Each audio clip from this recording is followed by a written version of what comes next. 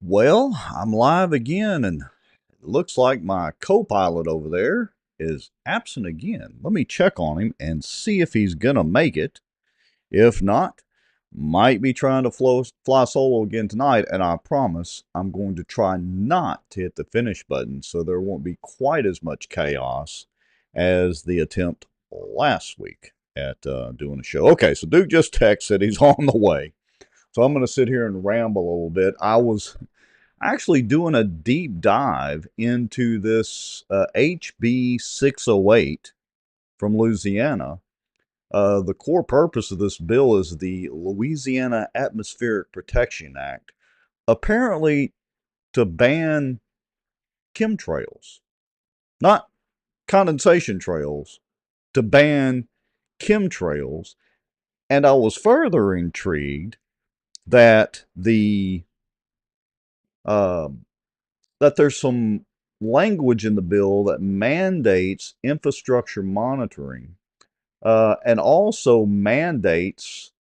Let me get down here and read this part of it real quick. So it also mandates. Where is it? It mandates fiber optic infrastructure. So anyway, I'm trying to dig a little more into that. I literally just started reading this before I started the show. So let's see. We've got about 18 people watching. Y'all make sure and let me know in the comments. There we go. There's some comments. I see Val Baker. Hello, Mr. Baker. Right now I am flying solo, but Mr. Lowry says he is on the way. So hopefully he will be able to join in the fun.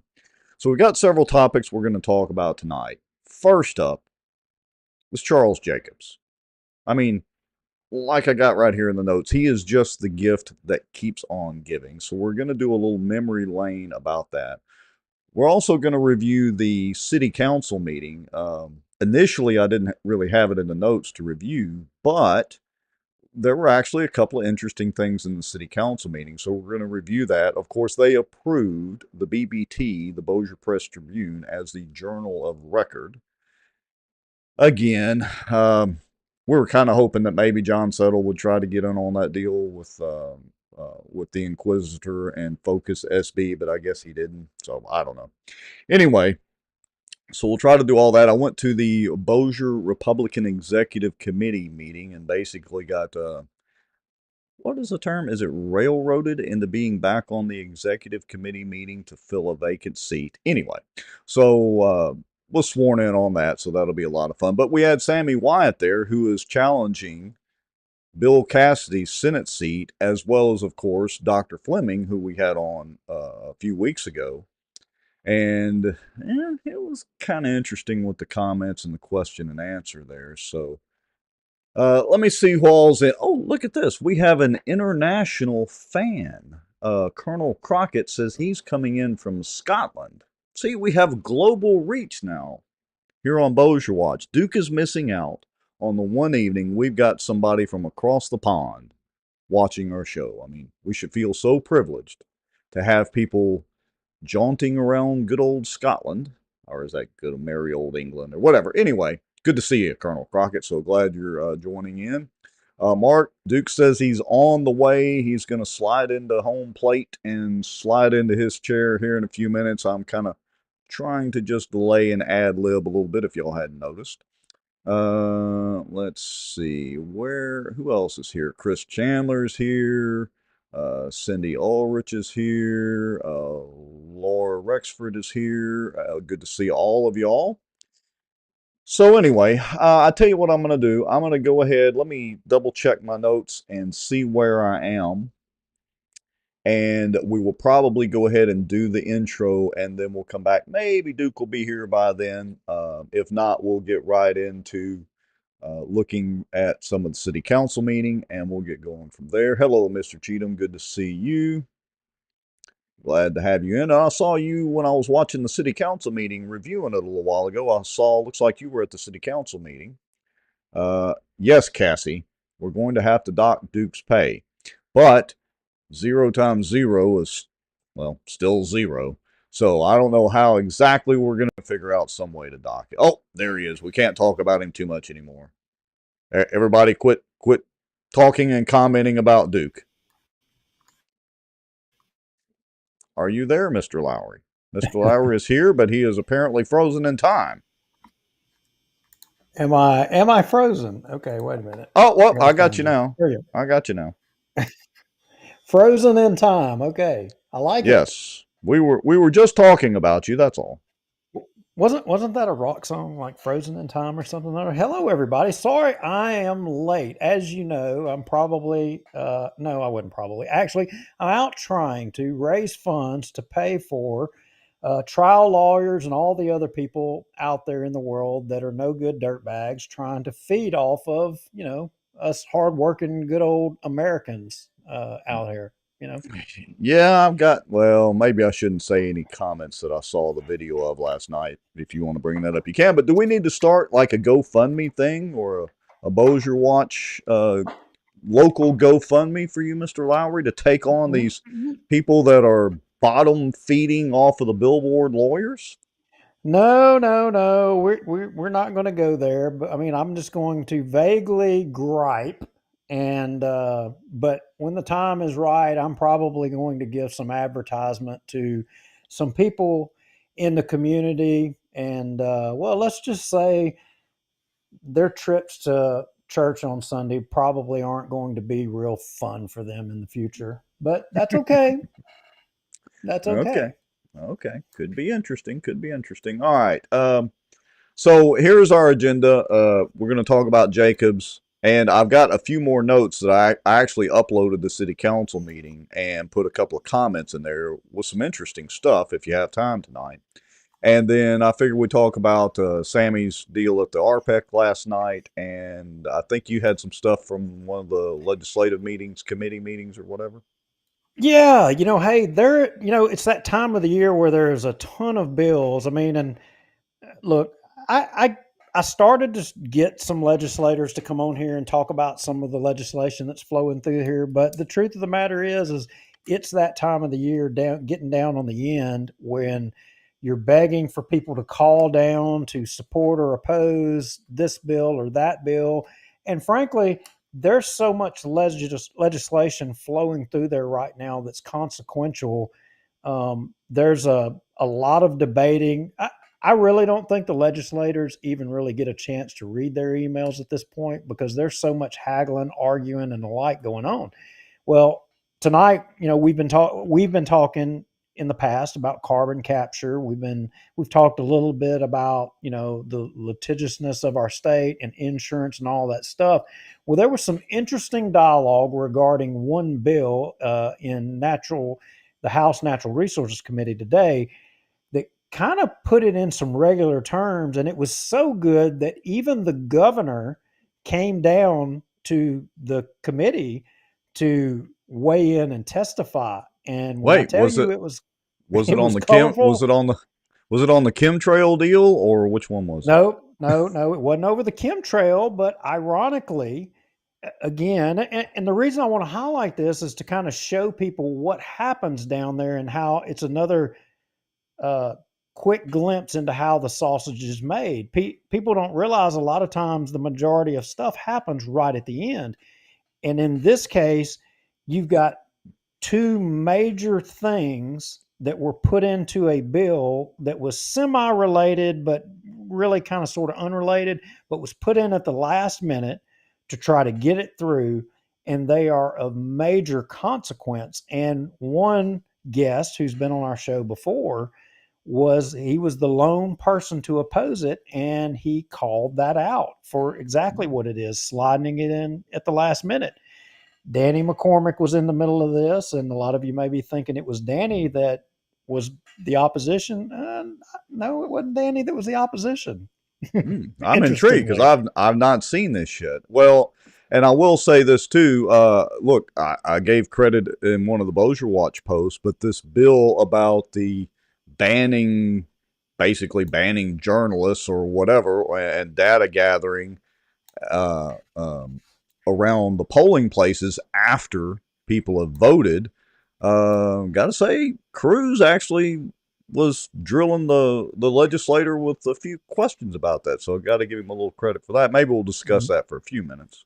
Yes, he did. I remember seeing that clip, and I actually wanted us to show that because, I mean, Krispy Kreme deserves credit when credit's due. I agree.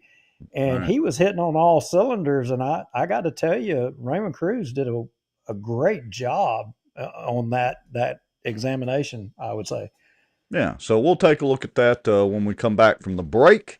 Folks, y'all know the drill. I'm going to hit the countdown and all that. That gives you about 2.5, 3 minutes to text some friends, let them know we're online. We have an international audience tonight from Scotland. So, hey, there's that. But y'all let everybody know we're online. We're going to be rambling for at least a few minutes. And, who knows where it'll end up. I'm going to hit the button right now, Mr. Lowry. We will be back in a few minutes. Everybody tag and share. How about that?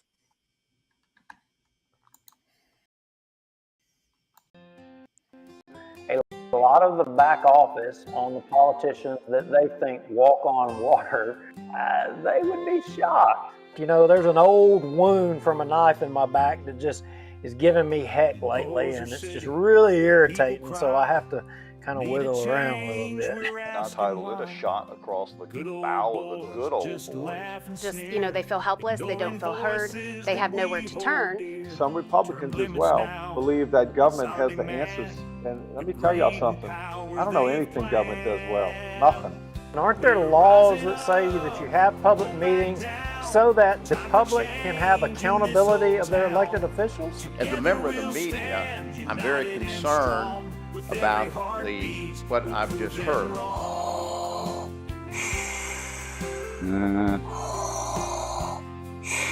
Well, I'm not thinking Star Wars at all. I'm thinking zombie apocalypse. Oh, folks coming from the border down there? Yeah, it's going to the border. It's actually going to Mexico and Boston. Doesn't mean they interpret it the same way that I do. For instance, the Second Amendment. I take it very literally. That's been interpreted different ways in the court system all the way up to SCOTUS. We're still right now combined on both pages and YouTube at 264 people watching. That is amazing, folks. Through conscious, shocking action, which in turn would enrich sitting city council members Scott Irwin and David Montgomery Jr. In theory, it's an every week thing. We got to double check and make sure it's like a miracle any of this actually works. This live broadcast is brought to you by The Outdoor News, fishing and outdoors for our area. Acadiana Mortgage, over 25 years in the mortgage business. Pelican Training and Consulting. Reach out to Julie Ferris. Smarter Geek, making technology easier. And folks sharing information and watching out. Now, grab your popcorn and a drink. Here we go. And here we are, and I am trying to share out to a couple of groups as we speak. And I understand you may have a little issue with talking tonight, so I want everybody to know that if Duke slurs a few words, it's probably, hopefully, not because he's having a stroke or anything.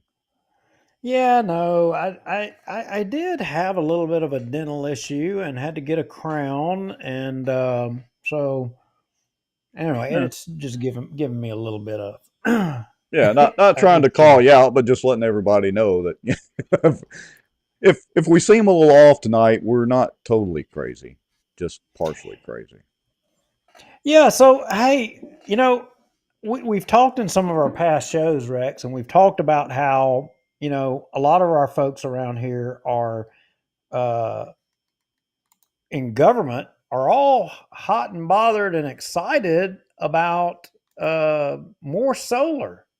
Right. They're, Yeah, solar here, solar there, solar everywhere. What would you say if I told you that us here in our community, we ain't nothing but a bunch of liberals? Well, all right. So I will admit that I bought one of those Blue Eddy brands just because I've read the reviews and like this particular model, but there are plenty of other good models. As a matter of fact, Harbor Freight actually has a good one now, by the way. But anyway, little battery backup deal so that, and I've talked about this before, so that if the power goes out again for like a week, like it did a year or two ago, I've got my gas generator, my battery backup deal, and I'm going to redneck our, power situation. I got plenty of gas and plenty of fuel and all that, but I did buy a solar panel that will deliver nearly 150 watts to help recharge it, and I can chain several of those together. And oddly enough, sounds like a plug for Harbor Freight, but they have nice foldable solar panels that are portable. Granted, they're a little more expensive, but they have nice ones that are well built. And I'm probably going to get an extra one or two of those just in case, these days with SWEPCO, we just seems like we certainly can't depend on solar and all that for all of our energy needs, of course, but we can't even really depend on SWEPCO, it seems like, and this SPP and all these other organizations to keep the power going that we pay for. Yeah, I don't know. I tell you, I don't know. That old terminology of wag the dog. I don't know who's wagging the dog. I really don't know. I don't know which way we're going here or what. But what I do know is that what I said earlier, that actually, who knew that us here in Northwest Louisiana, we're all the bunch of liberals. And why do I say we're all the bunch of liberals? We're now the liberals because did you know that California now is moving away from solar? Oh, wait a minute. So again, Louisiana is behind the times. Is that what you're saying? Well, I mean, California's done figured it out, and we call that the left coast. But yet here we are in Louisiana, and especially in Northwest Louisiana, and we're all about, government subsidies of more solar power. But look, I don't want anybody to take my word for it. I put a link in the All right. Well, things to show exactly what I'm talking about. All right, so let me get this link pulled up, but I want you to clarify those. So, when you say government subsidies, are you referring to the tax rebates or whatever that people sometimes get for, and I think it was available at one time either through the feds or through the state for putting up like solar panels? Is that what you're calling a subsidy, or is it funding of businesses to put up these massive solar farms? Clarify. Let me say this in Halton terminology. Okay. When you tax the people and then you turn around and take the benefits of those tax proceeds and give them to a business to do something that is supposedly in the interest of everybody else, but ultimately turns into a boondoggle. I mean, yeah, that's what I'm talking about. You're picking winners and losers. You're taking our tax dollars. You're giving them to somebody to prop some specific business up, picking winners and losers, but not really even picking winners and losers. That's not even it when it comes to the solar thing, because not everybody's doing solar. But in this case, we're taking tax dollars, or in the cases of some of these solars, we're cutting them breaks by not taxing them and giving them breaks to provide electricity back into the system to be sold to you that you'll pay taxes on, and then you're going to also pay the taxes, to the port to subsidize that business. I mean, it's almost ridiculous. Well, it's almost kind of like those ITEP programs, or giving a particular business a tax waiver or whatever for a certain amount of time if they promise to bring in 200 jobs, and very rarely do those businesses actually live up to their hype.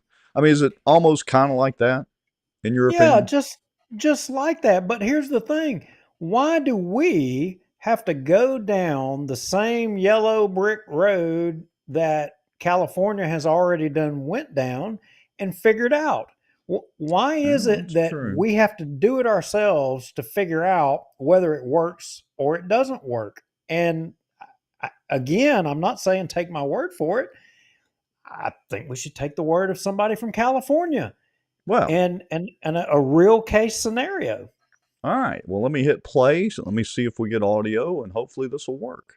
I Why did the government fund a 5-square-mile laser death ray that kills 6,000 birds a year? That is Ivanpah, a solar farm in the Mojave Desert. And the bird apocalypse isn't even the biggest part of this boondoggle. So 15 years ago, Google, NRG Energy, and BrightSource Energy got together for this idea. They would sell solar power to PG&E and California Edison until 2039. But they needed funding. So Bechtel, who's a big government contractor, helped them get a $1.6 billion loan from the Department of Energy. See all those mirrors? Yeah, there's 350,000 of them, and each one is the size of a garage door. They reflect sunlight onto boilers 450 feet high as part of the solar thermal process. The project promised to create 1,000 construction jobs and power 140,000 homes. And that didn't happen. In theory, everyone would benefit, from workers and local communities to politicians pushing green energy. Now, the facility opened in 2014, and it didn't take long to realize that mirrors attract bugs and birds eat bugs, and mirrors themselves get really hot. The reflected rays at Ivanpah literally singed birds to death mid-air, leaving clouds of smoke called streamers. The project was also terrible for desert tortoises and destroyed irreplaceable, pristine desert habitat. But the real problem was about power.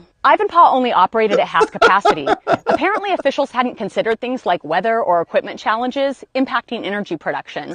You know, like they should have. NRG said it could take years for Ivanpah to hit its annual energy goals. In the meantime, they'd used natural gas to operate the boilers. So much so that they even needed state approval to increase the gas limit. Turns out the sun didn't shine as much as everyone hoped, and the facility could no longer compete with newer, more efficient technology. Today, Ivanpah employs 61 people, but soon it will be 0. PG&E ended their contract 15 years early, and Ivanpah will close 2 of its 3 units by 2026. For the American taxpayers, it's Solyndra 2.0. So I guess this is good news for the birds?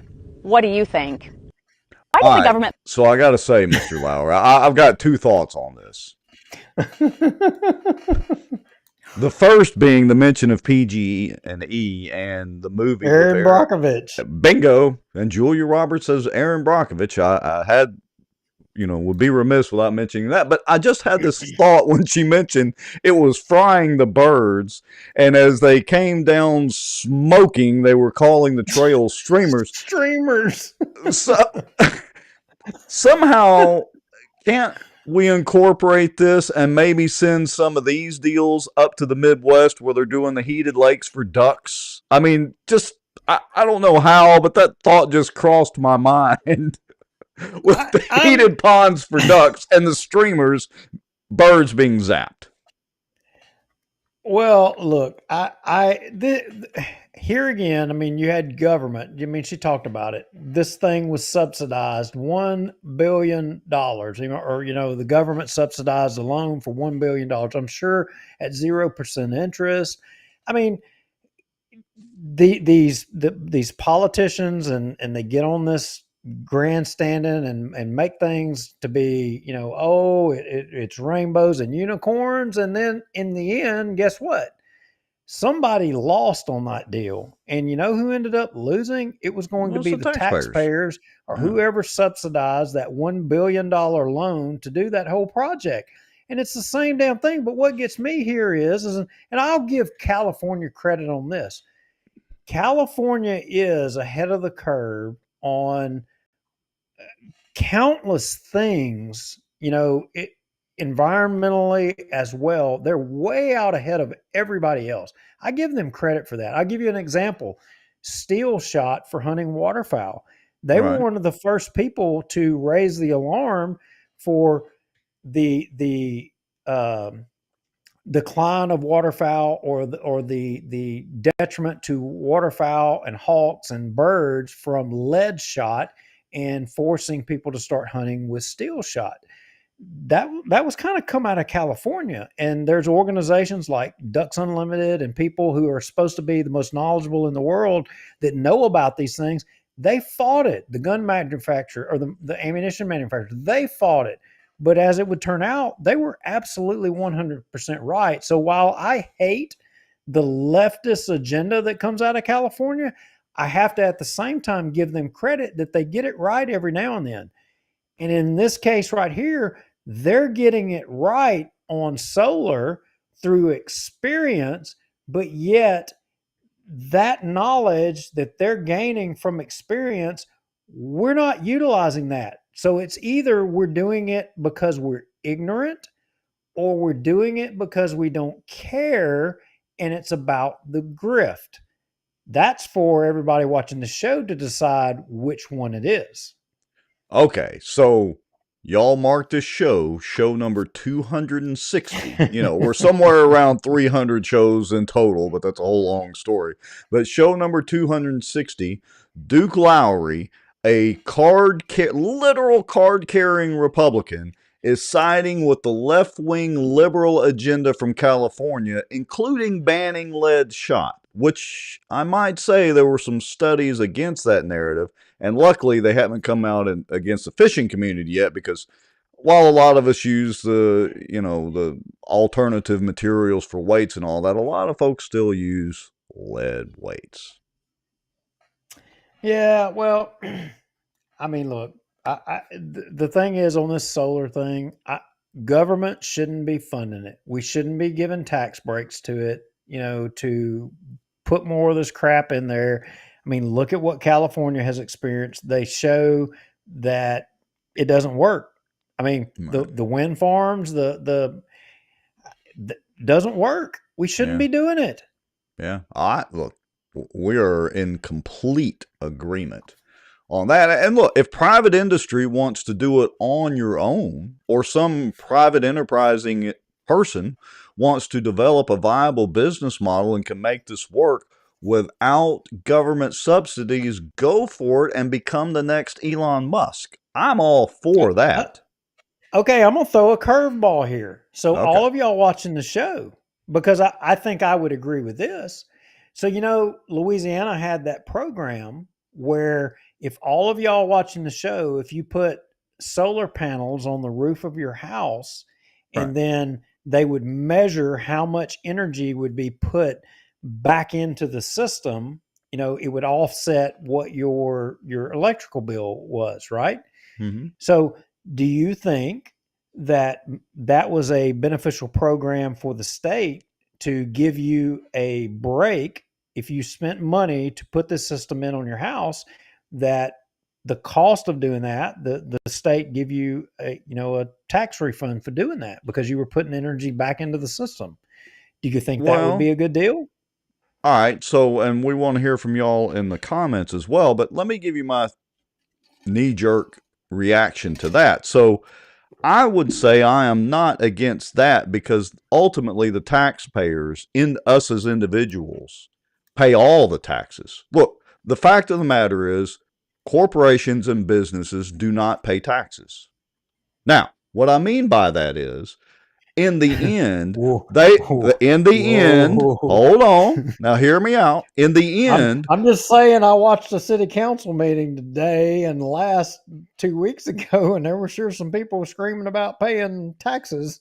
Yeah, but what were they going to have to do? They're going to have to pass it along to their customers. Always. So in the end, the consumer, us individuals, pay all taxes. Yeah, that's right. That's right. So look, your mortgage company or whatever taxes that you have to pay as a mortgage company, those taxes that you pay, or you and Kara does, whatever, are derived from revenue generated by your clients, period. So in the end, it's always the consumer. That's why I say taxes, corporations or businesses do not actually pay the taxes, because they're going to derive that from the revenue generated from sales to us consumers and taxpayers. So in the end, we're paying for it all. Now, with that line of thinking, and I'm sure Sadow's probably raising his eyebrows right now in the comments, but along that line of thinking, I don't have a problem with getting a reduced tax bill or tax break as a consumer, as an individual, for using solar panels if I'm going to go out there and use my earned money to purchase said solar panels, and then hopefully, if I do it right and set the system up right, even be able to sell back to the grid. I'm personally not opposed for that. These boondoggles like this, where they're toasting birds midair, I'm against the taxpayer dollars subsidizing all that. If you want to do it as a business, use your own private funding. That's all I'm trying to say. Hey, you got Jeff Sadow to respond. Okay, so let's Let's see what he says. Actually, I've got to go switch screens. But anyway, we'll check it here in a minute because he's got some other comments. All right. Well, look, I mean, bottom line is government again, in my opinion, they're playing in too many, places that they shouldn't be playing in. Well, and they're so far, they're trillions of dollars in debt, yet, and we got into this a little bit of that discussion at the RPEC meeting, but they're trillions of dollars in debt, and yet they're handing money out like it's candy to these corporations. Yeah. Let the free market decide things. And bingo. And yeah, let the free market decide things. I mean, and the only thing regarding the taxes, Trump, look, y'all know I'm a Trump sycophant, okay? Whatever. Y'all can hate me, you can love me for it. I don't care, whatever. My opinion is, do you know that the last 2 months, I saw a statistic, and I am going to so butcher this, and everybody somebody is going to correct me, and they're going to rip me. But the last 2 months, do you realize that as a result of the tariffs, we've seen the highest net revenue off of tariffs the last 2 months? I think in the last 50 years was the last 2 months, and he rolled it back. I mean, he's not even implemented everything that he proposed. In just the last 2 months, it's seen the highest net revenue. We've been getting screwed, and our politicians have been giving it away. Oh, I agree, and they're like you said. Well, actually, you've said many times they're picking the winners and losers, which is not right. Now, I'll say this: the Chinese government doesn't pay the tariffs. Again, who pays the tariffs?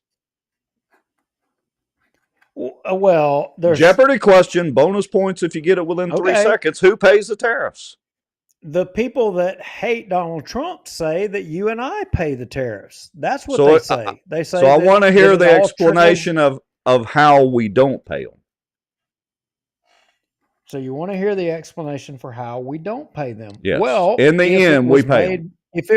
If it was made by an American, okay, the value of it being made by an American, if I need whatever it is, I'm going to pay it. But if it's made by some slave laborer in China that, works for a penny and doesn't have a bill to pay and lives in a damn bamboo hut, how should they be able to send that here to compete against the guy that's got a kid and a family to have to raise? No, that's not apples and orange. Slave labor, no. We outlawed that. If their way of life is such that they don't limit slave labor, but yet our way of life is that, we disposed of that practice, in the 1800s, and therefore it costs us more because we have a different belief. But hold on. You're not comparing apples to oranges. You can't. And look, we'll have this debate for a few minutes, but you've got to use your own apples and oranges analogy there, because I'm not advocating slave labor, but our definition of slave labor and what you sure? Are you sure? And what is slave labor? Put you in that box, but I just did, and I did it. Wasn't even trying.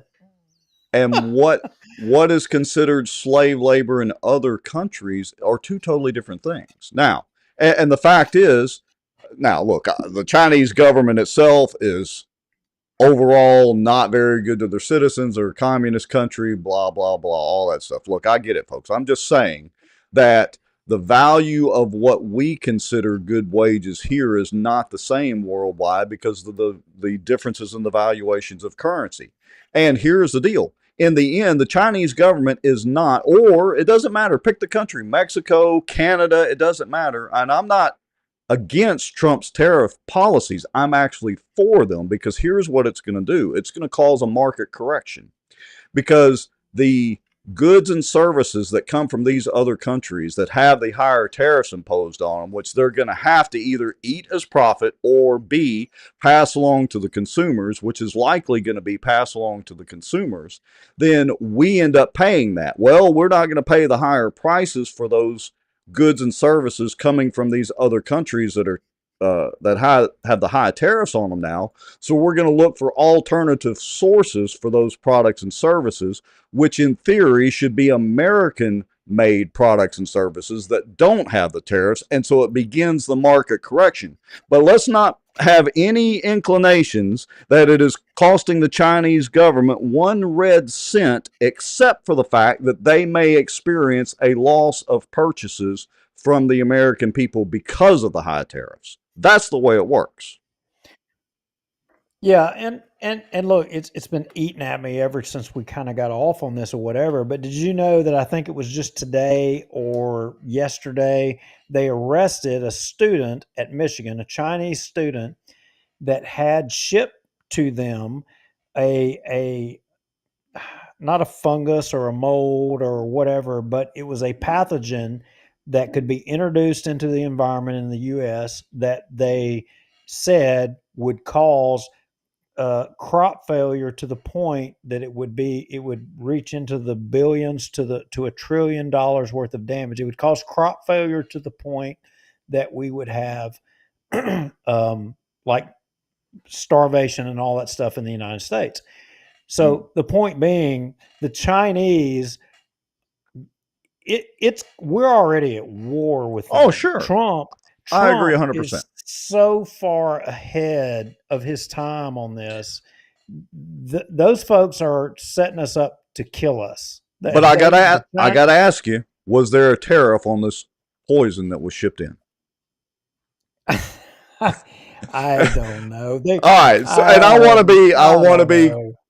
to be crystal clear from my soapbox a few minutes ago. I fully support Trump's tariffs and understand that there will be short-term pain for longer-term gain. And you can't fix in just a year or 2 years what's been screwed up for decades. So I get it. I am not against Trump's tariffs, but I want everybody to understand how those tariffs actually work. And that it will take, there will have to be ripple actions and ripple effects from those tariffs to be able to correct the trade imbalance. Oh, now wait a minute. Cassie has a really good point. I got to tell you, I like the point that she just made. She says, I think that the definition of slave labor should be based on our standard if we're going to allow it to be imported to our country. So, what definition of slave labor are we willing to accept? What's acceptable to all of us? Yeah, let's define in the so I don't disagree with Cassie, but define slave labor. I think that is an amazing point. I mean, what is acceptable slave labor to all of us? Look, a lot of people think being a waiter or waitress is slave labor because they see that they only make $2 and something an hour plus tips, and oh my goodness, that's slave labor. Except a good waiter or waitress makes far more than that. I have to tell you, sadly, I think I know the answer, but I'm not going to say it. Now. Okay. No, I'll buy it. You got to give us a hint. Well, look, it's just like me. I started to use some terminology that you're not supposed to use when you're a social media celebrity or whatever the hell they call us. Just whatever. On. But we're crazy. Remember, it's literally Duke's Crazy Show. We can say what we want because we're labeled as crazy. Oh, that's right. We're officially crazy. Yeah, so I can say whatever I want. Well, but I don't know. I think too many people nowadays have lost their moral compass, and it's not about what's best for the country, what's best for our community. It's what's best for each individual person's bottom line. I hate to admit this and admit it publicly, but I think the majority of people, when they calculate on everything that they do, it's about their bottom line. Yeah, don't get me wrong. There's a lot of good people, and there's a lot of them that don't calculate that way, but I believe the majority. I'm just telling you. I'm not disagreeing with your premise. Here is what I'll say. if you go back and read history, you can find countless instances through the decades or through the founding of our country where people thought about themselves. I mean, you pick any industry and how it was built, and those statements you just made would hold true. Now, the difference is that, and this is going to obviously sound self-serving, but the difference is we have social media, and now we get inundated with it all the time. It is the milk carton theory of missing kids. I've talked about this briefly before, but to remind everybody, back in the 70s, was it 60s and 70s, 80s? I remember seeing some of these milk cartons even in the 80s. They put missing kids on the milk cartons, which sounds like a good thing, right? So, you know, hey, if there's a missing kid and we didn't have the Amber Alerts back then, let's put them on the milk cartons. Everybody will see their faces and can find them. The problem is that's when the perception came up that there were rape vans and at every street corner, and the ice cream man was nothing but a pedophile. And it became literally nearly a hysteria because of perception of it, because people were inundated seeing these milk cartons, even though the stats don't bear that out. Wait a minute. The ice cream man was a pedophile? Yes. Oh. You can go look it up. So my point is that because folks were inundated with, let's call it mass media, being the milk cartons and other items that they put these missing kids on, people had the perception that, oh my goodness, kidnappings and all that are on the rise astronomically. It's just not true. But that was the perception. Now, you fast forward to now, and we have nearly instant media.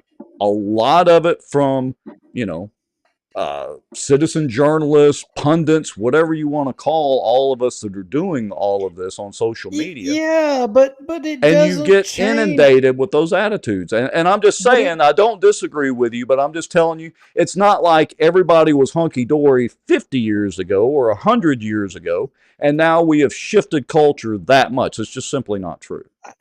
I'm not disagreeing with anything that you said, but we say, and we've talked about on the show, as we have dealt with politics on the scale that we have, and we've acknowledged that while the majority of folks that are watching our show, they are well informed. They know about what's going on and the like. But that's because they choose to be informed. That's because all of y'all want to know more about what's going on. You want to be more informed. Not that we're know everything. It's not that at all. I think possibly it's because we present it in a way that's palatable to a regular person. I think that may be the appeal to it, besides my good looks. But anyway, but the thing is that we have also acknowledged that all of y'all combined that follow what the content that we're putting out, and then what you and I believe and what we're saying, we're a minority. We're a small and I hate to say inconsequential, part of it, but that other part of it that doesn't engage and doesn't pay attention, those are the people that I would say are out for their own interests. They've got their head down, and I'm not saying that they're bad people, and maybe they don't know that if they paid more attention, that maybe their bottom line or their well-being at the end of the day would be better off if they made better decisions by being better informed. But I'm just saying the rest of those people are they took the blue pill. They haven't taken the red pill. But to counter that argument, and then folks, I promise we'll get on with some actual Bossier stuff, but this is a great conversation. So I would say the counterpoint to that is, because I agree with you again on that, except for, you have to remember, you and I are so engaged in political things, we have a skewed perspective of it. We just assume everybody should be engaged and think like us, and that's simply not true. A lot of people just want to go to work every day, come home, see their family, see their kids, go to baseball game, soccer game, softball game, go fishing, whatever it is, and not Case have in to point, worry about politics. Case in point, real world example dealing with us.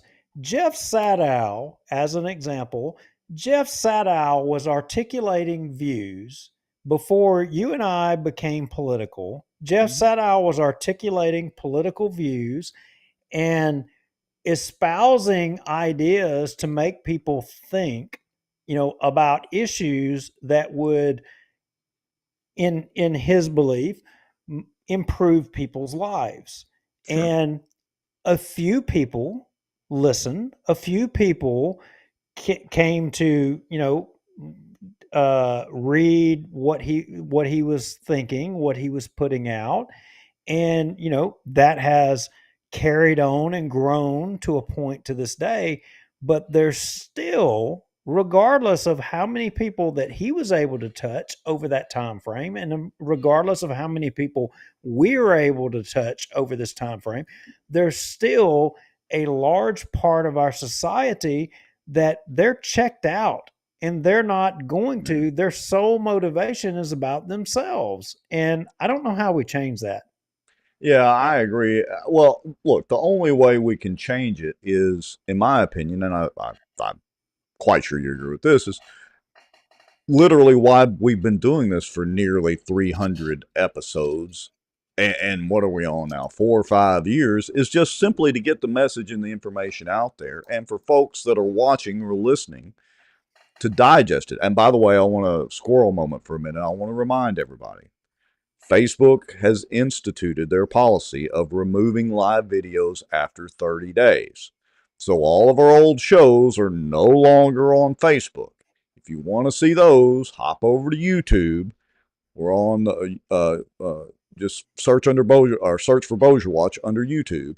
Find us there, subscribe there, because all the shows since I think show 50 or 60 or something like that are on YouTube, and I'm eventually going to put the rest. So just remember that. But back to your point, I think the best we can do is we try to get the message out there and alert, educate, whatever you want to call it, folks that are watching our content to know what's going on and what our perception and bias as far as those events is. I mean, look, we don't ambulance chase. We've been sent stories that I consider ambulance stuff, and I think you do too, and we just don't even look into them. It has to have a sort of political tie. Give you an example, and you'll know, what I'm not going to put it out there, but I'm going to say we were sent, and to whoever sent it to us, we appreciate you sending it to us. But there was an event that took place within the schools here in Bossier. Right. Here recently. It was framed to us in a way. We did our due diligence. We researched the thing that happened, and to our knowledge of what transpired, it was addressed and it was dealt with correctly, and it wasn't worthy of being put out there. Right. And not that the person that sent it to us was wrong or trying to manipulate us or trying to get us to go out on something that wasn't right.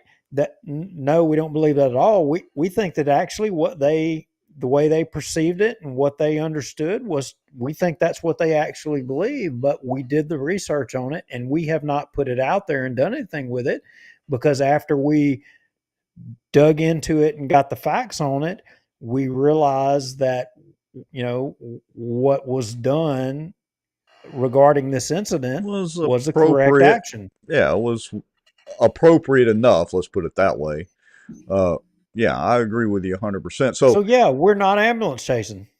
Yeah, we're not. However, speaking of ambulance chasing, let's segue into Jacobs, because he is the gift that keeps on giving.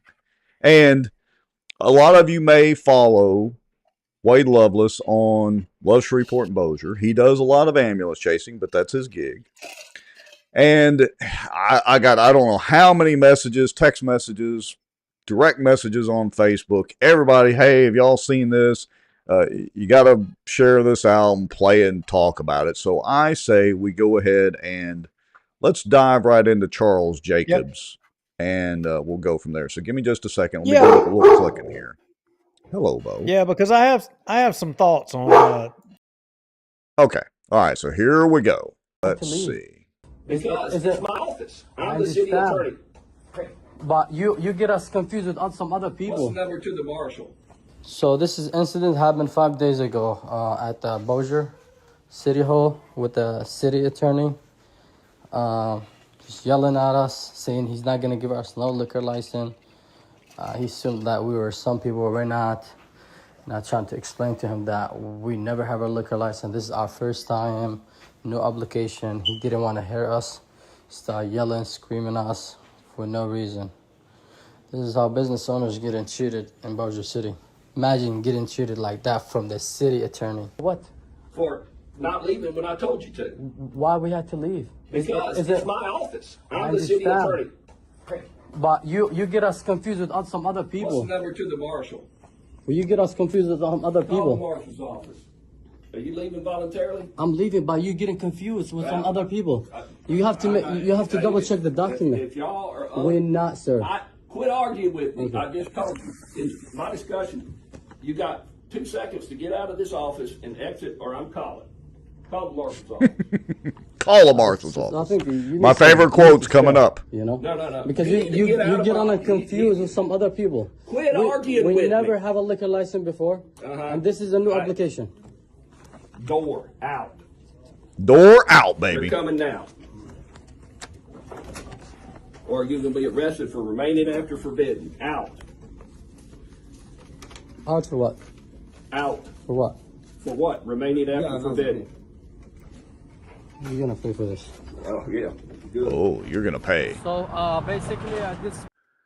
All right, last bit. Officer Brian, and he gets feel bad, and he did got in touch with the attorney and explained to them that we are the wrong people, and I don't know why he will talk to us like that. All right, Mr. Lowry. So I want to hear your take on this. Okay. And then I'll give mine. So I don't quite know how to frame this, but I think I'm going to have to take up for Jacobs a little bit. Interesting. And Go ahead. What I would propose to people, did anybody find it odd that the video that you just watched, did anybody, what happened before that video started? What happened, kind of towards the end? I mean, my point is did anybody notice that the video was edited? So Well, it was highly edited. It was highly edited. So in all fairness to Charles Jacobs, I mean, look, I'm no big fan of Charles Jacobs, but I have to call balls and strikes. And I'm just saying, what was the discussion that took place before Charles Jacobs was saying, you need to leave my office? I agree. What was the dialogue there? I mean, and you don't know that. Now the guy was saying that you have us confused with somebody else. We've never had an application. We've never had nothing. Was there more discussion about that was not? I don't know. Maybe there wasn't. But I think that if somebody was videoing that part, they were probably videoing what was taking place before. So yeah, look, we're not that far apart on this, so I agree with you that there probably is more video to it. We don't know that for sure. Again, that's straight off of Love Shreveport Bossier's Facebook page, and usually we don't share their content because, again, they do a lot of ambulance chasing, but Wade's getting into some more political stuff, let's just say, and that's a whole other story. But I agree with you that we really need more context to it before we completely hang Jacobs. Now, I'll just say, I think Jacobs is an ass. I don't think he's a great attorney. I think he sucked as a judge most of the time, maybe not in every case.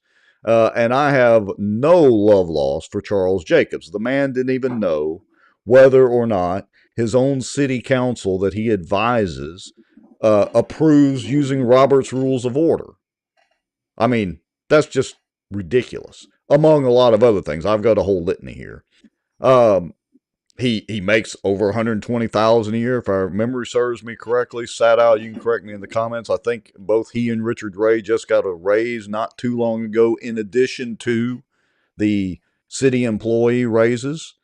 So there's a lot of things about Jacobs that I don't like. If y'all want to remember, it was Tuesday, September the 7th of 2021, when Jacobs says, and I quote, "There's going to be a time when I will run over that son of a bitch with a Zamboni," referring to John Settle, for which he never, to my knowledge, apologized to John Settle. He did issue some sort of quasi kind of apology to the news media, but I don't think he ever issued that apology to John Settle. Not to mention the run-ins we've had with him, and some of y'all that have attended the city council meetings and the charter commission meetings and all that have had with Jacobs. So I have zero like for Charles Jacobs. But I do agree with you. We need a little more context before we completely hang him on that. The demeanor of the gentleman videoing, who his name was Radad Al-Madari, I hope I said that correctly, with R&D Convenience. He was the guy turning in the paperwork, or at least the name on the papers, let's put it that way. And he seemed to have a relatively calm demeanor. So, but again, like you said, Duke, we don't know the full context of it. So the guy videoing, what was his name again? Well, Radad Al-Madari of R&D Convenience. I don't know if and he was the guy doing he was the guy doing the application. To be clear, that's the name on the application. Now, I don't know if in fact that was him turning in the application and running the video camera or phone or whatever he was using. I don't know for a fact that was him. I just know that's the name on that application. Well, D.D. White Clark has made a post regarding a Jose Hernandez, and it didn't. Well, look, Jose Hernandez says to me that might be of Spanish origin, and the voice that I heard didn't sound neither Spanish nor Indian or. Well, all right. So let me. Whatever it sounded. Let me. I didn't mean to interrupt you there. Let me fast forward, but. One of these shots along here you can clearly see, because I think in Love Shreveport Bosier's post and Wade's post, he said the gentleman didn't want to be identified, but you can clearly see in the video right there the name. All you gotta do is flip the video around, and then there's another spot there. So again, I don't know if that was him personally. I just know that's the name on the video right there on the application. Yeah, well, I can't take a position. Not until I know what took place before. I don't know. Something tells me, I just have a sneaking suspicion. There was a lot of people aggravated about this event, and a lot of people were pissed. A lot of people were pissed, and look, rightfully so, because if we base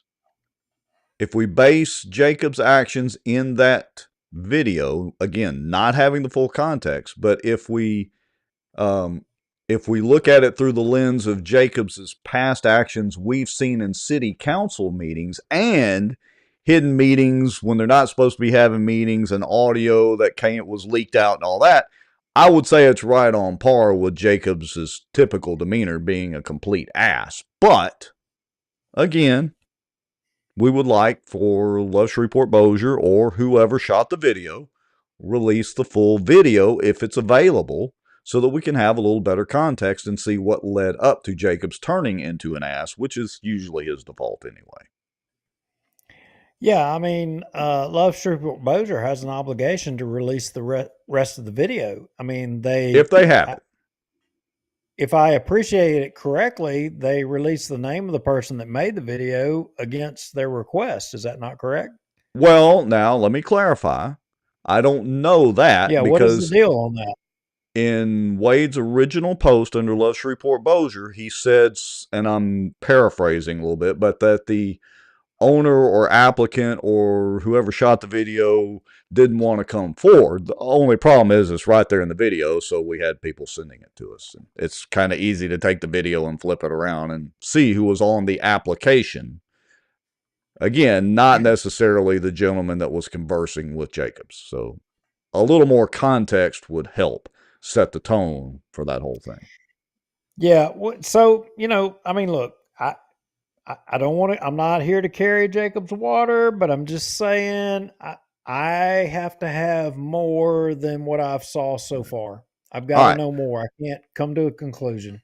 So a lot of people with their torches and pitchforks out have been calling for Jacobs' head and Tommy to fire Jacobs. Folks, newsflash, that ain't happening. Tommy ain't firing Jacobs. He's already done enough dumb stuff. He should have been fired 10 times over, and he ain't been fired yet. Tommy's certainly not going to fire this. Tommy's too busy taking selfies and cutting ribbons to worry about what Jacobs is doing. But just to let y'all know, so I've got a little bit of history here, and I'll just run down the list real quick. Jacobs was hired during the July 7th, 2021 special council meeting.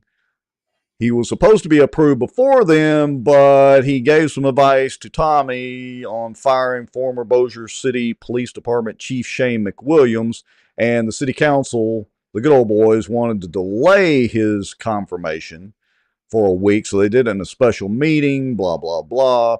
They also voted in that same meeting to rehire our good friend Richard Ray.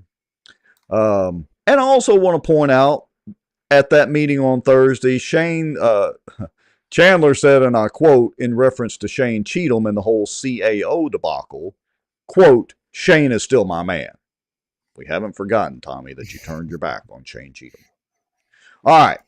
So that gives a little bit of the deal. Now, the thing is, Tommy can appoint the city attorney. The city council has to approve him. The city council also sets the budget and thus the salary of the city attorney's office. Standing with who stands with you is not a one-way street. That is the one thing that I do appreciate about the good old boys. The good old boys, they do sure stand with who stands with them. They do. They march lockstep, don't they? They support each other, and they back them, and they help them. They make sure their plate is full. They do. Now, there are a whole lot of other reasons that Tommy should absolutely move to fire Charles Jacobs, and I would argue Richard Ray too. I mean, I just go down the laundry list. The whole Katie Bell with the Keen Miller law firm thing, the 2024 meeting in October when he didn't know about Robert's rules. Not that that's a huge issue, but it's just silly. The most recent thing, the March 25th parking lot gate, where Jacobs and Richard Ray approved the parking lot for Bossier Power Equipment and Scott's Audio without any council approval. As a matter of fact, they were trying to slip that one under the rug until Brian Hammonds brought it up in the middle of a meeting, much to everybody's chagrin. And you're going to love when I play this one here in a few minutes, Duke. Charles Jacobs made a revelation about free speech today and how free speech should happen. Yes, he did. Okay. So I figure we'll get into that here in a few minutes. So here's the deal. We want to hear from y'all in the comments. Number one, do you like or dislike Charles Jacobs? Based on that video, which most of you have seen because we shared it out on Bossier Watch as well, what do you think about Charles Jacobs? Do you think that there should be, if it's available, more of the video released to give us a little better context of this before we decide to, do the proverbial march down to City Hall and start picketing Charles Jacobs' office? What do you folks think in the comments? Let us know. Because, I'm no fan of him either, but I do see Duke's point that we need a little more context. All right. Yeah, I mean, look, we gotta be sure on it, and I just I don't want people to get out there on a limb and then there's some more context that you just don't know, and something tells me there might be more here. I mean, given past history, we can easily jump to the conclusion of what it is, but just probably better back it up a little bit. Hey, I do want to. I don't know what this means. I want to point it out. Local poop show. Mm-hmm. See, I'm being fair to the show, not using a curse word because that's supposed to be offensive and makes people not want to watch the show. So anyway, made a post. Well, dadgum, it's gone now. Which I one? can't The see stop. it. The stop backing down. Yes, that one. And I Here. was curious as to exactly what they were meaning about backing down. How were we backing down by not? I don't understand that one. Yeah, I don't either, because I literally just made fun of Jacobs again, which I've done ad nauseum on the show. So clarify what you mean by stop backing down on what we say. Yeah, what are we backing down on? Because I don't know. I mean, I don't. I mean, look, I'm no fan of Jacobs. By me saying that we need to see more of what comes out of this, I'm just saying this is a dot your I's, cross your T's situation. And Well, look, let me crouch it by saying this. In the videos that we release as Bossier Watch, or even sometimes as Bossier Term Limits, in all the term limit stuff, why do you think I try to provide the whole conversation or most of the conversation and do the transcription? And I don't really slice and dice unless they're, seconds long pauses that have no meaning in it anyway. And I'm not saying that Wade did any of that. Maybe that's all the video he had to work with, and that's fine too. I'm just saying if that video is available, and I think Duke, again, to rehash it, that's all we're saying. If that video is available, let's see what set Jacobs off, or maybe he was just in a bad mood. Maybe the guy walked in, Jacobs lit into him. But we don't know and can't tell from that particular segment of video. And then we'll go get our pitchforks and torches. Okay, they're saying I cuss. I say whatever I want to do. Do it. Well, I mean, look, I do on occasion bust out there with the cuss words, and I do cuss. I mean, I'm not saying I'm perfect or whatever. No, not at all. I cuss like a sailor. Yeah. And look, the only thing we try to do is refrain from the F-bombs on the show. That's pretty much our there are some people that take offense to that, and we're really not trying to offend nobody. I mean, look, we're not trying to just be soft on everybody either. I mean, look, this show's not nice. We are not making friends with this show, except for all of the majority of you that are watching. There's a lot of you that are watching that you hate our guts. You just assume see us drowned out here in the lake. I get that, and that's fine. But at the same time, if there are people that, let's just say, we use language that is offensive to them, or they find cussing offensive, and that runs them away, and then therefore they don't get the information, that's counterproductive to the overall goal, which is to change government, in our community. So, I'm going to try to not use anything that may offend somebody as best I can. But sometimes I got to tell you, when I get wound up, it pisses me off, and I'm just not going to hold back, and I don't care at that point. And very true. Yeah, and we've had a few moments on this show in 260 plus episodes. All right. Okay, here we go. Let me see if I can switch screens again.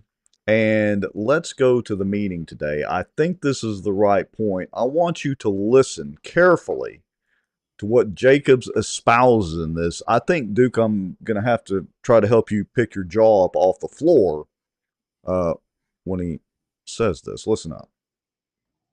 Jacobs, are you aware of any type of case law when it comes to political advertising?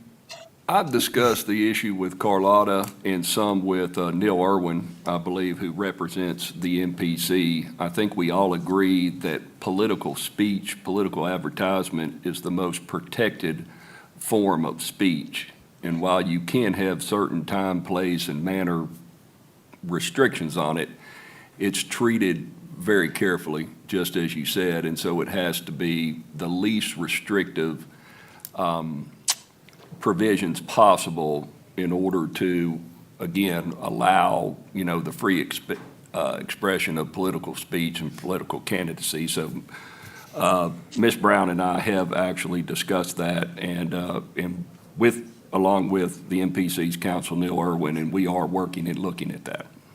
Did you hear what he just said? The least restrict. I mean, he was right about that. The same man that was in that video from Love Shreveport and Bossier just said that. After all the council meetings and term limits drama and all that, he just sat there and said that. And he's correct. We could go back and rewind this video and play Phyllis reading the little disclaimer that she does at the beginning of every meeting about boisterous and impertinent, which would not stand up under First Amendment scrutiny if anybody ever really had the money and wherewithal to press that, would not stand up to First Amendment scrutiny. But he was right about that. And let me set the stage for it, just for the full context. They were discussing, and you've probably seen on some of the news outlets, this MPC sign issue, the electronic billboards and all that sort of thing. And Chris Smith had a question or an issue with it as it relates to political speech and political signs. And so that's the context of that line of questioning. But as I'm sitting here thinking, and I'm seeing, I'm looking at everybody's comments, and I appreciate all of y'all's comments. And it is rich what he's saying.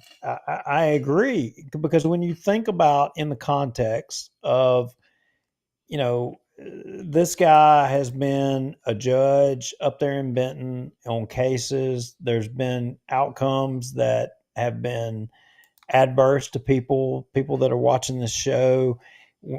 Like you cited the Zamboni. He's like, one of these days, he's going to get run over by a Zamboni and things like that.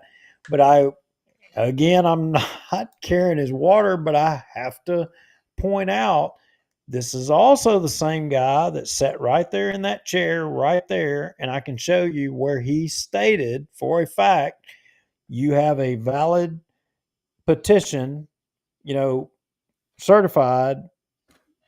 I mean, he said the right thing. He did the right thing. Yeah, he did. Well, but his back was against the wall, and there was hardly any wiggle room for it to get out. He is also the same guy that instituted the decimation, shall we say, of the first petition. And look, on a technicality, he was correct. In the spirit of it, he was not. But he absolutely helped orchestrate that ordeal. So you're right. I don't know. I'll say this. I was with somebody this weekend, and we were having a conversation about Jacobs. And this particular person is friends with Jacobs. I don't know if runs with Jacobs would be the right term, but they're on a very friendly basis. It was espoused to me how great of an attorney Jacobs was on cases. And in the 26 JDC, and my simple reply, and this guy is a friend of mine, my simple reply was, if that's the best we got in Bossier Parish, we're in a hell of a lot of trouble, because he sucks. Now, but he was right about what he just said. So, we got to give credit where credit's due. Now, I want to fast forward, because this will be the part where we kind of get into the meeting for at least a little bit, wasn't a whole lot. And Duke, I know that, your deal this morning, you're not feeling great. So just let me know, how you're doing. But anyway, I want to go through Carlotta's explanation. It's only about a minute or two of this sign deal. So everybody take a listen. So right now, there's no limitation with regards to quantity of signs. So if a constituent wants to put 10 signs in their yard, the only limitation is the size. So if they want, they can have as many as they want. It's the same with commercial property, except that they don't have a limitation of size. And that limitation on size is strictly because residential subdivisions are more dense, their visibility from the street is a lot less. And so we didn't want the big, billboard type signs in people's yards obstructing view and visibility and things of that nature. But right now, there is no limitation on the quantity nor the message. Did you hear that? No limitation. Oh, and I would be remiss if I didn't point out, let me put my little pointer. Pay attention to, recognize these guys, Duke? Guess what they're waiting on? Well, y'all are going to have to wait because Bo has to announce the arrival of Kara. Oh, he's doing his job. Yes. He is warning her. I'm trying to toggle the mute button here, so don't worry about it. But he's trying to warn her that if you proceed into my area, you're gonna die. He's trying to earn his dog food and earn his keep. But look, yeah, definitely 5D. I really appreciate that comment. And an old friend of mine used to say, some people know how to put a pool shot together. And I would say that collectively, all of us, y'all watching this show and our show, some of the other folks in media, Sadow, Marriott, collectively, and if I miss anybody, look, you can't name everybody because it's a collective of people. But I would say that collectively, we have all put a pool shot together to change politics in Bossier. It is 5D. We have control of the direction of government, and it all hinges on all of us participating. All these guys on this front row here, you know why they're there? They're all there on that front row because of all of y'all. That's why they're there. They're there because all of y'all took an interest in affecting change. You took action. You did something. You did something more than just tune in every Tuesday night to see these two jerks talk about stupid politics. You actually got involved. You did something. You had conversations with your neighbors. You talked about politics. That's what did it. That's what made the difference. And your continued involvement, the 3D and the 5D, that's the 5D is y'all. The 5D is all of y'all continuing to stay engaged and to continuing to talk.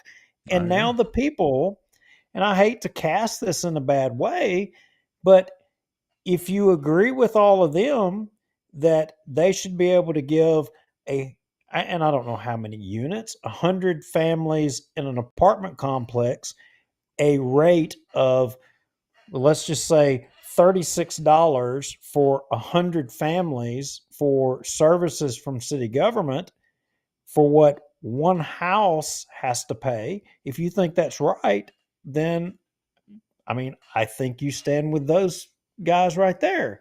But if you stand with everybody else, the majority of the citizens of this city, you think that everybody should pay their way, that there shouldn't be any, favoritism. I'm just saying they've been accustomed to getting a benefit for a long period of time. And look, what I'm saying the truth here. And this don't make me any friends. Some of those people sitting there I'm friends with. And I'm having to talk against friends. That doesn't make me more popular, and it doesn't do me any favors at all to say this. But they have gotten the benefits of the way government has went for decades now. That's changed, and that's changed because of all of you. So that's the bottom line. Speaking of that, that's a perfect segue. Let's jump up to Amanda as this is kind of interesting because Hammonds and Vince walk out. But let's listen to Amanda kind of run through the numbers a little bit and pretty much explain this. Here we go. Hey, Amanda, let me step out first. Oh, yes. Before you start. You don't want to listen to her or what? Oh, so Hambone and who got up and left? Oh, Maggio. Vince. Yeah. Now, remember, Vince was the savior of all these guys a week ago. So I'm not really, maybe, Brian, if you watch the show or whatever, maybe you can let us know what the purpose of walking out of the meeting was. I'm not really sure. But here we go.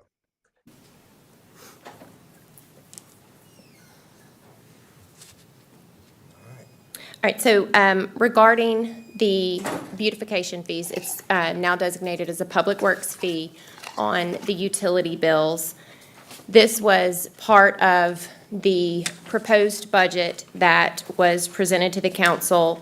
Council received a copy September 15th, and then we had a budget workshop where this information was discussed publicly on October 8th of 2024.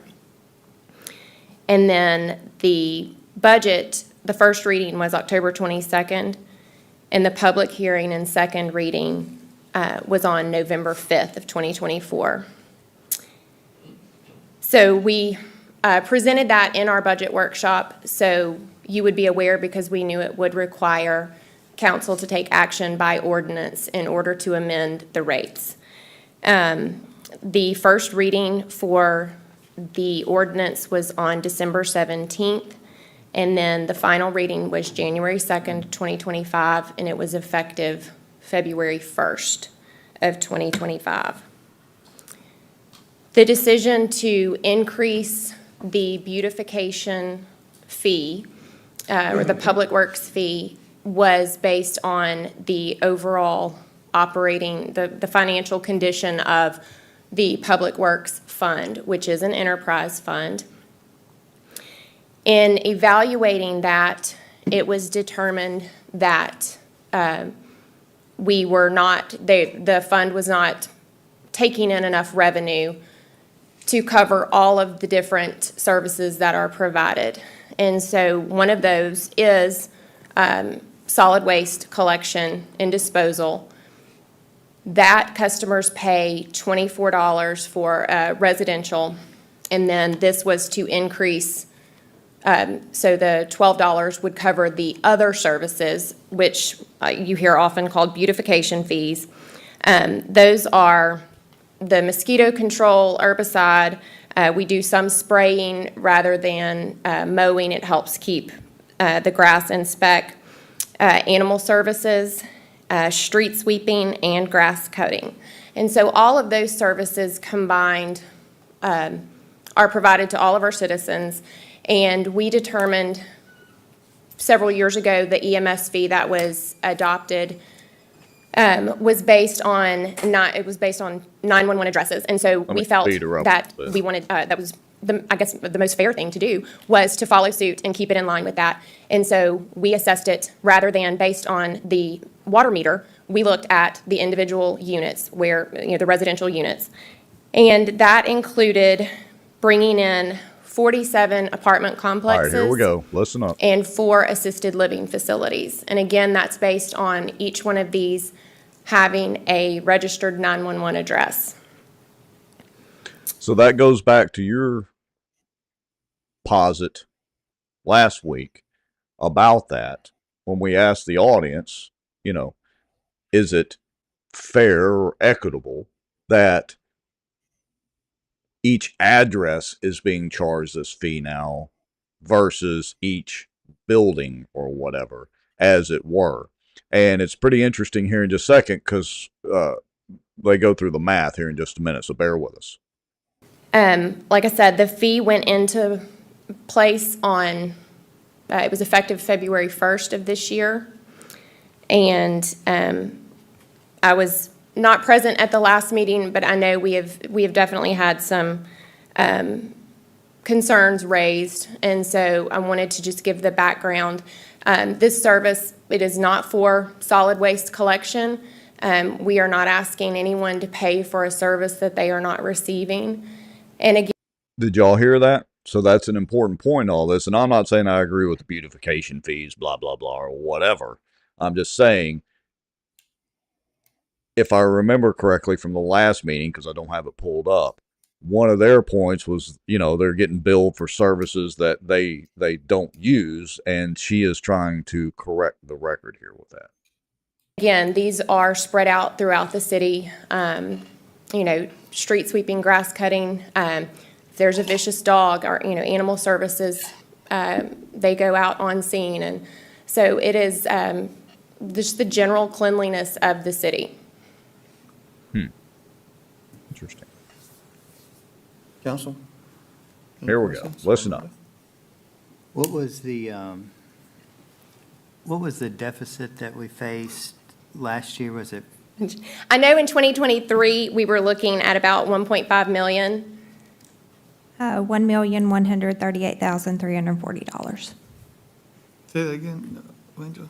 $1,138,340. And I may be wrong, 2023, it may have been closer to 1 million. I know the initial, once we finally finalized everything, it may have been closer to just the 1 million. But over the years, The 4 million, the 4 million number, is that total over the last 4 years?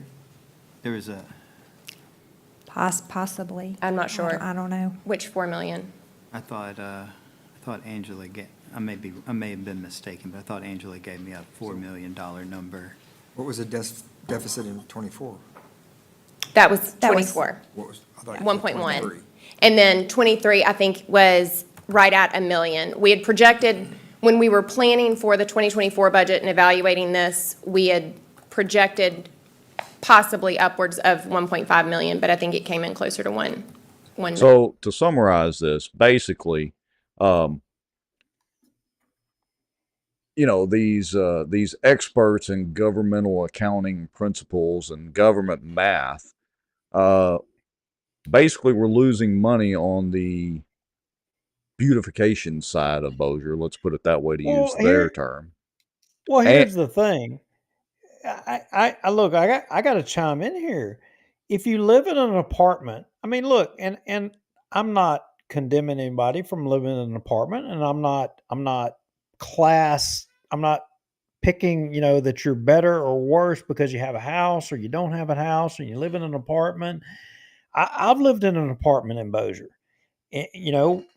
I remember when I graduated high school, I rented a house down in Old Bossier in Bubba Williams District off of Barksdale Boulevard. Lived there for a long time till my roommates turned into jack wagons and I had to kick them out. And then I couldn't afford the house by myself and had to move in an apartment. That's neither here nor there. But the point is, if I'm a family and I'm living in an apartment and I have a dog, the dog gets out, it's running down the road, and the city's services of dog catchers or whatever has to chase the dog, is the cost and expense of that, should that be borne by the people who own houses and are having to pay for services? No, it's not theirs. It's equally my responsibility whether I live in an apartment or whether I live in a house. Bingo. So I don't agree that just because you live in an apartment, you should be exempt from having to pay, to cover the costs of some of these services. I'm sorry, I don't agree with that.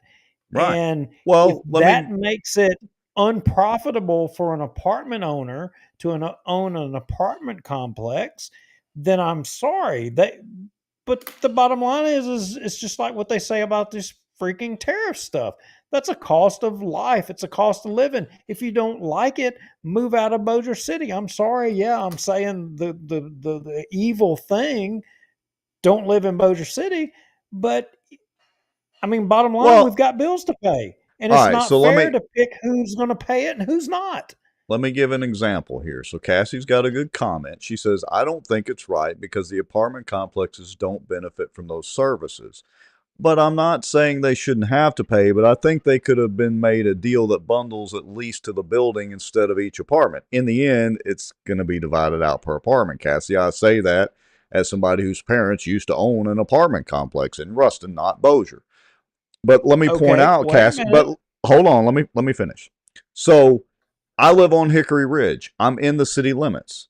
I have seen a street sweeper come down our street exactly 0 times in the last, I don't know, 10 or 15 years I've lived here. 0 street sweepers. Now, is it right that I have to pay to sweep the street on South Bossier? Not necessarily, but I don't disagree with those types of expenses for the city being spread out across everybody. So I see your point, Cassie, but I'm just saying that can go both ways. Not every service that another look. Should I be responsible for the sewer main that goes out in South Bossier that doesn't move any of my sewer or water? Well, I'm on well water here. Let me I'm using a bad analogy, but let me bring this to another level for Cassie and for folks that live in Bossier City.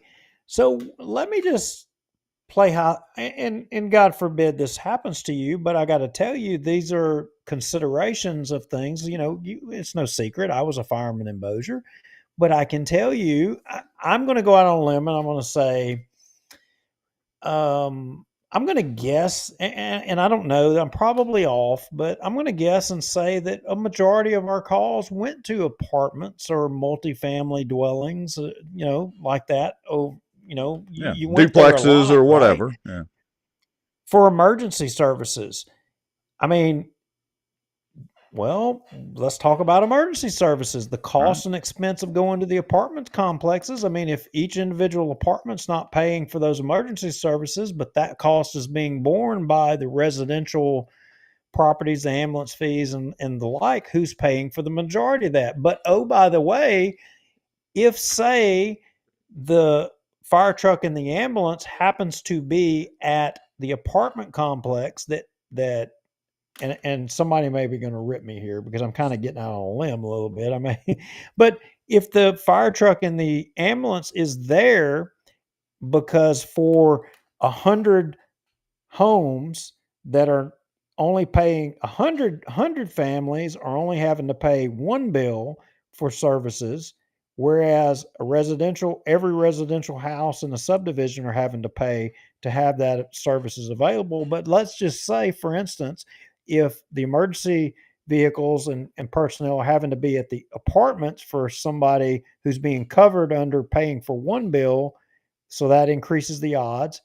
And then you have an emergency at your house, there's a delayed response, and that delay, and in trauma, there's a thing called the golden hour. There's time is of the essence. And if you can't get that because it's tied up for the payment, of the odds, do you think that's fair to you when you're paying the equivalent of 1 to 100? Right. I mean, is that government picking winners and losers? I think Miss- that's government picking winners and losers. Miss Jerry sums it up, I think, pretty nicely. She says each dwelling, I would say, whether that's house or apartment, produces the thing that needs to be beautified. We all share in that, which on face value sounds kind of socialistic, but it kind of is, and that's part of the American system, in that these city services and resources are shared among the entire city. So it sounds crazy that we're sitting here kind of sort of defending the city council and being against, not really, but not being on the same side as Link Coleman and the capitalists that have taken on the city council from time to time. But it's true. Look, they know they're just trying to get a better deal and trying to keep from having to either A, eat that cost, or B, raise the rent. It's that simple. They know they've been getting by with this for that long. And I'm not saying that they were doing anything illegal or anything, but they know they've been getting by with it. And now the administration's raised the rates and they're trying to negotiate the best deal they can. And it's that simple. And I don't know if this is appropriate to say or not. This just crossed my mind while we're talking about it, and when we bring up Link Coleman.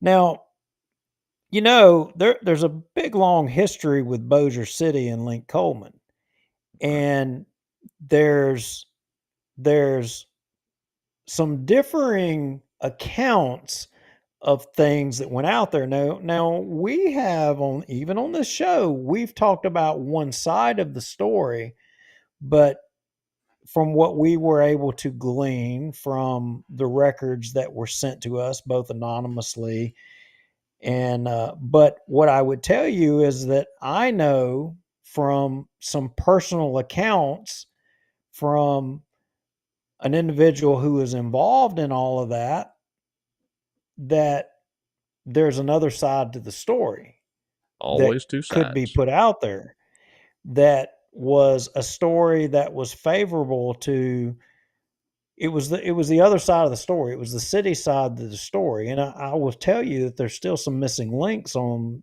that whole deal.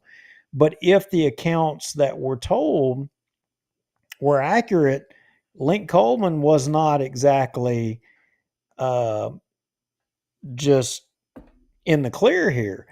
I would point out that when we were fighting to get term limits here in Bossier City, where was Link Coleman? Right. I don't remember seeing any help from Link Coleman, but now all of a sudden, Link Coleman's showing up at a freaking council meeting. Even better than that, and Sadal pointed out in the comments, and Amanda had it in her little spill. Where was Link Coleman and the rest of the guys at the damn city council meetings when they were discussing this? Where were they when they discussed the budget? Where were you guys then? Oh, it's not till you get slapped with a bill that you decide you want to come down there and raise Cain. And look, I don't blame you. You're business guys. You're looking at your bottom line. I'm all for that. Well, but here's the thing. You've got the regular folk like us and like the majority of people watching this show. We got down in the trenches and we did the freaking fighting. I mean, yeah, Link Coleman filed a big lawsuit. He spent a hell of a lot of money and he won a case against the city. Right. I mean, but was he doing it to better Bossier City or was he doing it for his bottom line? I would contend there is a arguable debate that his why was not about making Bossier better, but it was about his bottom line. Sure. Our why, it was not financially going to benefit any of us. No. Our why was not going to benefit us financially in any freaking way, shape, form, or fashion. Arguably, it has done the opposite in some respects because it pissed off a whole lot of people. Potential tech customers, potential mortgage customers. I mean, I'm just saying. Ruth Pope Johnston, 3D or 5D? 3D or 5D? I'm not saying that I'm some rocket scientist or whatever, but I'm just saying I think you learned enough about me to know. But I'm just saying, where was Link Coleman before? Now all of a sudden that it again's coming to his bottom line and they're showing up at council meetings. I mean, it would have been nice to have had some support before, but when it wasn't there. Yeah. It wasn't there. Any of these guys, Bill Alley, Link, Ty, all of you, y'all are welcome to come on the show too and discuss your side of these beautification fees or whatever. Prove us wrong. Where are we wrong in saying what we're saying? Again, it sounds crazy because we're kind of sort of on the side of the city. I'm not for raising fees. I'm not for raising taxes whatsoever. But in the end, if they're going to get imposed on us, it needs to be everybody's paying. Look, I like Mr. Alley. I do. I think he is a nice person or whatever. But Mr. Alley might as well change the name of his apartments to the Good Old Boy Convent or whatever. Because he has rubber stamped the good old boy stuff. I'll tell you a story.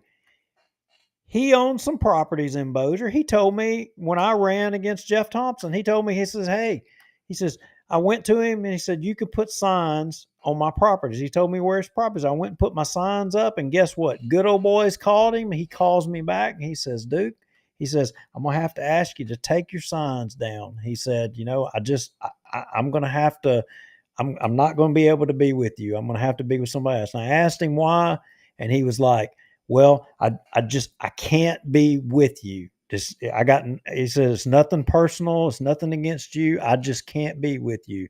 Well, that says it's good old boy. The next thing I know, there's Jeff Thompson signs in there. He got the phone call. Not standing on his principles. He got the phone call from the Gob Network saying that we've got to oppose you, and we got to beat this uprising from this little shit back. And that's the way it works. And I'm not mad at him, but how dare he be mad that when the government is changing, he's going to jump up here and he's going to be at multiple council meetings in a row, because the deal's changing. Oh, but they want to pay their fair share. They want to pay their fair share, Duke. That's a quote from the last meeting. Anyway. They want the councilman in the city to continue to run deficits and let all us pick up the slack. Put that burden on every residential house in the city of Bossier. All the rest of y'all should pick up that burden. That's what they want. And that's bull crap. That's not the way. And look, if you stand with those guys on that, then you know what? Hey, more power to you. You can always. It's kind of like it's kind of like the IRS. You can literally write a check just if you want to the federal government and donate to the federal government if you like paying more taxes and fees. I'm sure the city has a way that you can donate straight to the city if you really feel so inclined, and help all those guys on the front row out, help their bottom line by just randomly writing $100 and $200 or whatever, $50, give what you feel is right straight to the city. Go ahead. Help the city out. Help Bossier be beautiful.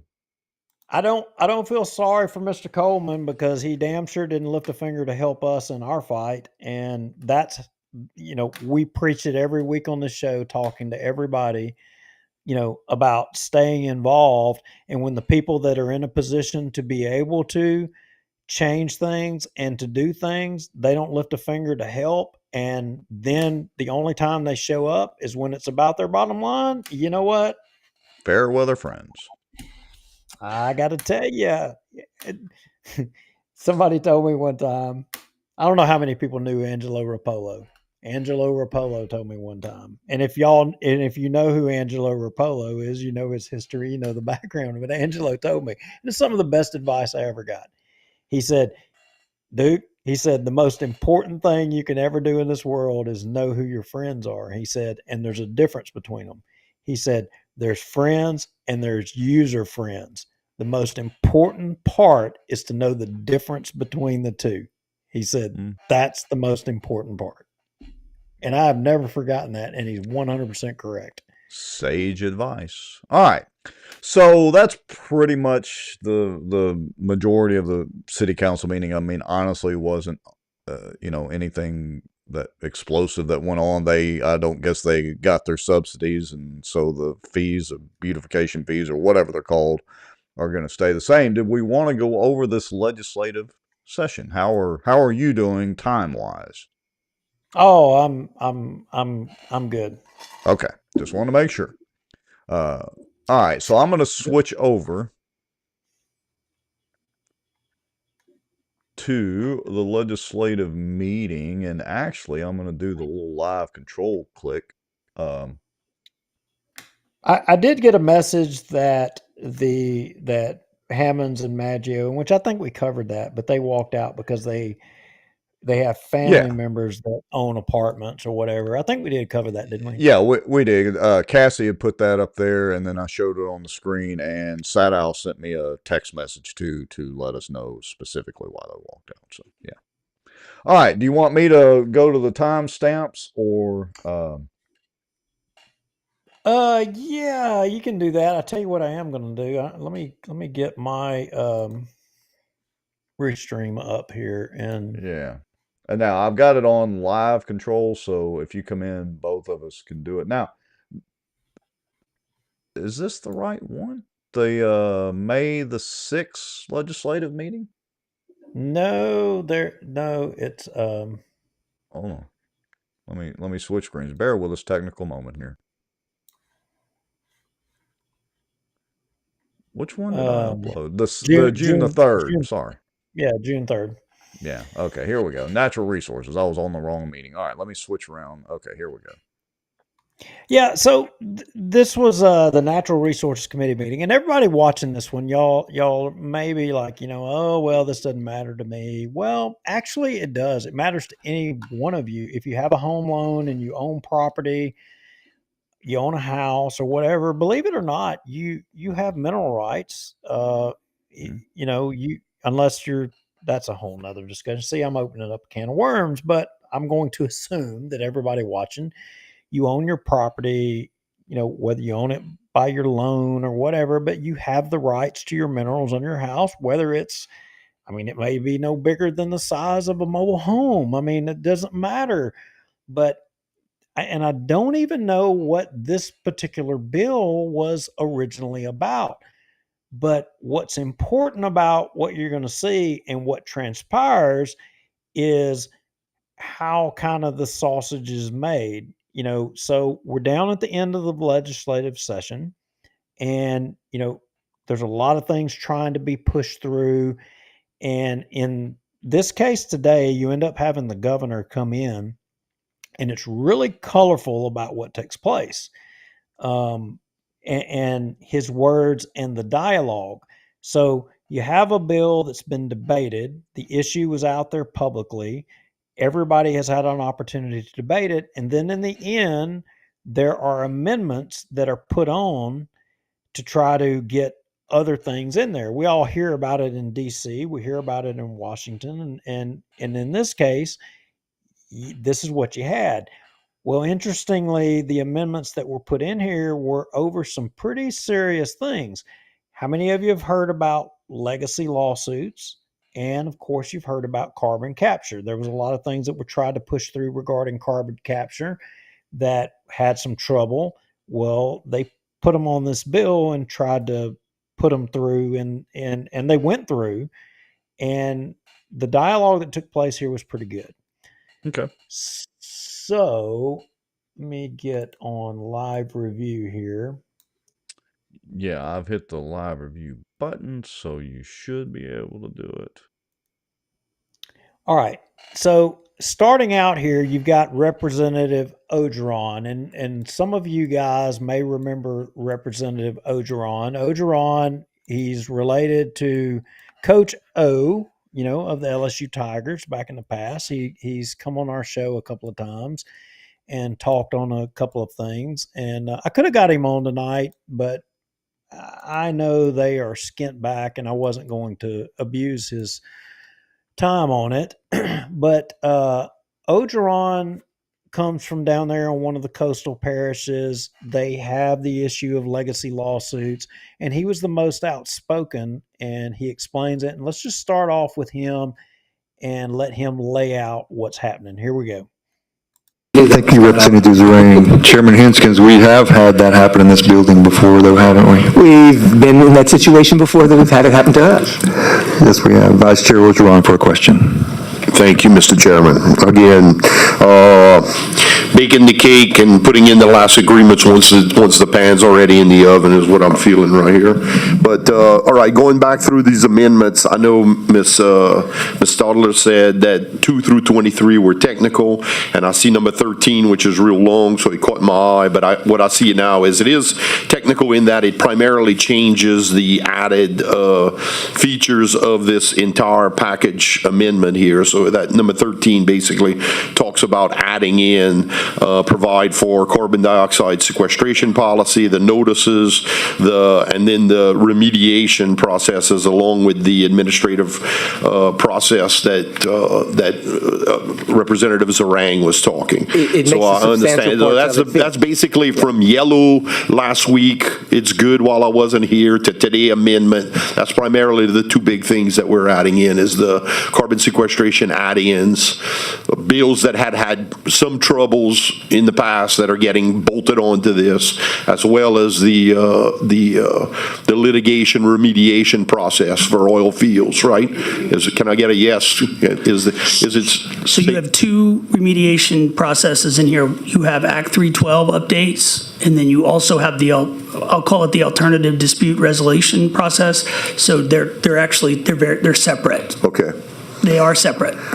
All right. Then I'm gonna read you. First of all, on the carbon.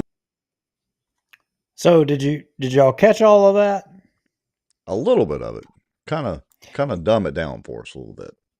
Well, the dumbing down is you've got a bill pertaining to it doesn't even matter, but it's just something that falls within the realm of natural resources and environment. And it had the additions of two major issues: carbon sequestration and legacy lawsuits. And if anybody in the comments, if you want me to delve off a little further in explaining the controversies regarding carbon capture and legacy lawsuits and how all of that applies to you, we're going to get to that in this video, because it does, and you should understand it, because it could cost you money. It could cost you dearly down the road.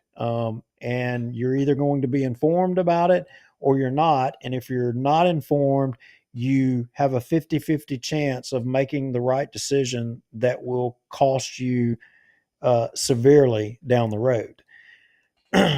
So legacy lawsuits, you have to understand, you had a lot of companies, you hear about subsidence in the Gulf Coast. You hear about the companies, they drilled and explored for natural gas and oil in years past. And as a result of those, you have side effects. Major companies would go and drill these wells. And then once they have, quote unquote, perhaps got the most use of the wells, then they would sell those off to a secondary company, and they would have these things with these companies that they sold them to, exempting them from any liability. Mm-hmm. Well, then that secondary company would then either sell it again and exempt it again, or either that secondary company was a non-company that went bankrupt, that accepted the responsibility, and then you've got this big mess that ultimately comes around. And again, who ultimately at the end of the day do you think comes to having to own up to that problem? It ends up coming back to the taxpayer. That's you and I. So you hear about all these attorneys, and the oil and gas business say, a lot of oil and gas people say that we're not going to come in and we're not going to develop or do things because of the litigiousness and the lawsuits and this and that. And we don't, and you've had a lot of big settlements with legacy lawsuits, and there's some validation to that. Absolutely. And it's a problem that's been festering for years, and trying to find solution, a way to prevent, these big lawsuits and all this crap. And nobody's kind of really got the solution. But then all of a sudden, here towards the end of the session, you have a bill come flying through, and then all of a sudden there's this amendment to this bill that doesn't directly apply to this, with a legacy lawsuit amendment. Right. And additionally, not just that, there's stuff regarding the carbon capture stuff. And that makes some changes too.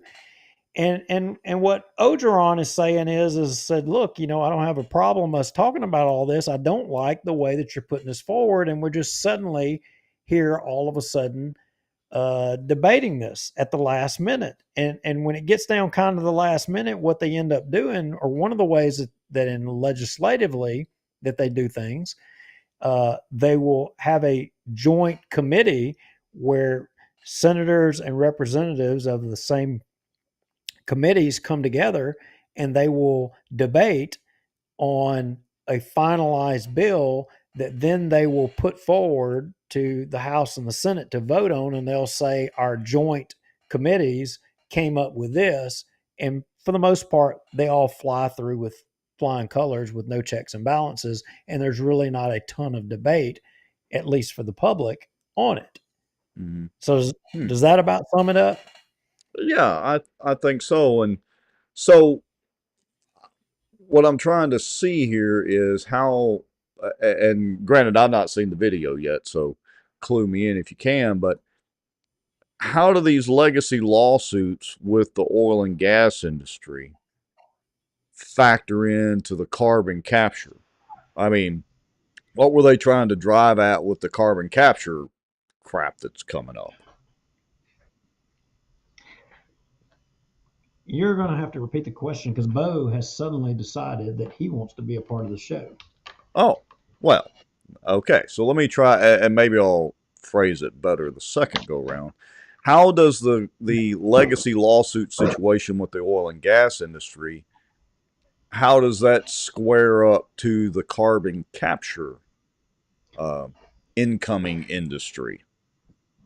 Well, you have to think of them as being two separate things, but the interesting thing, and this is what Governor Landry, I mean, some of you are going to have different opinions on what Governor Landry says, because he makes a really, really solid point here in just a second regarding this.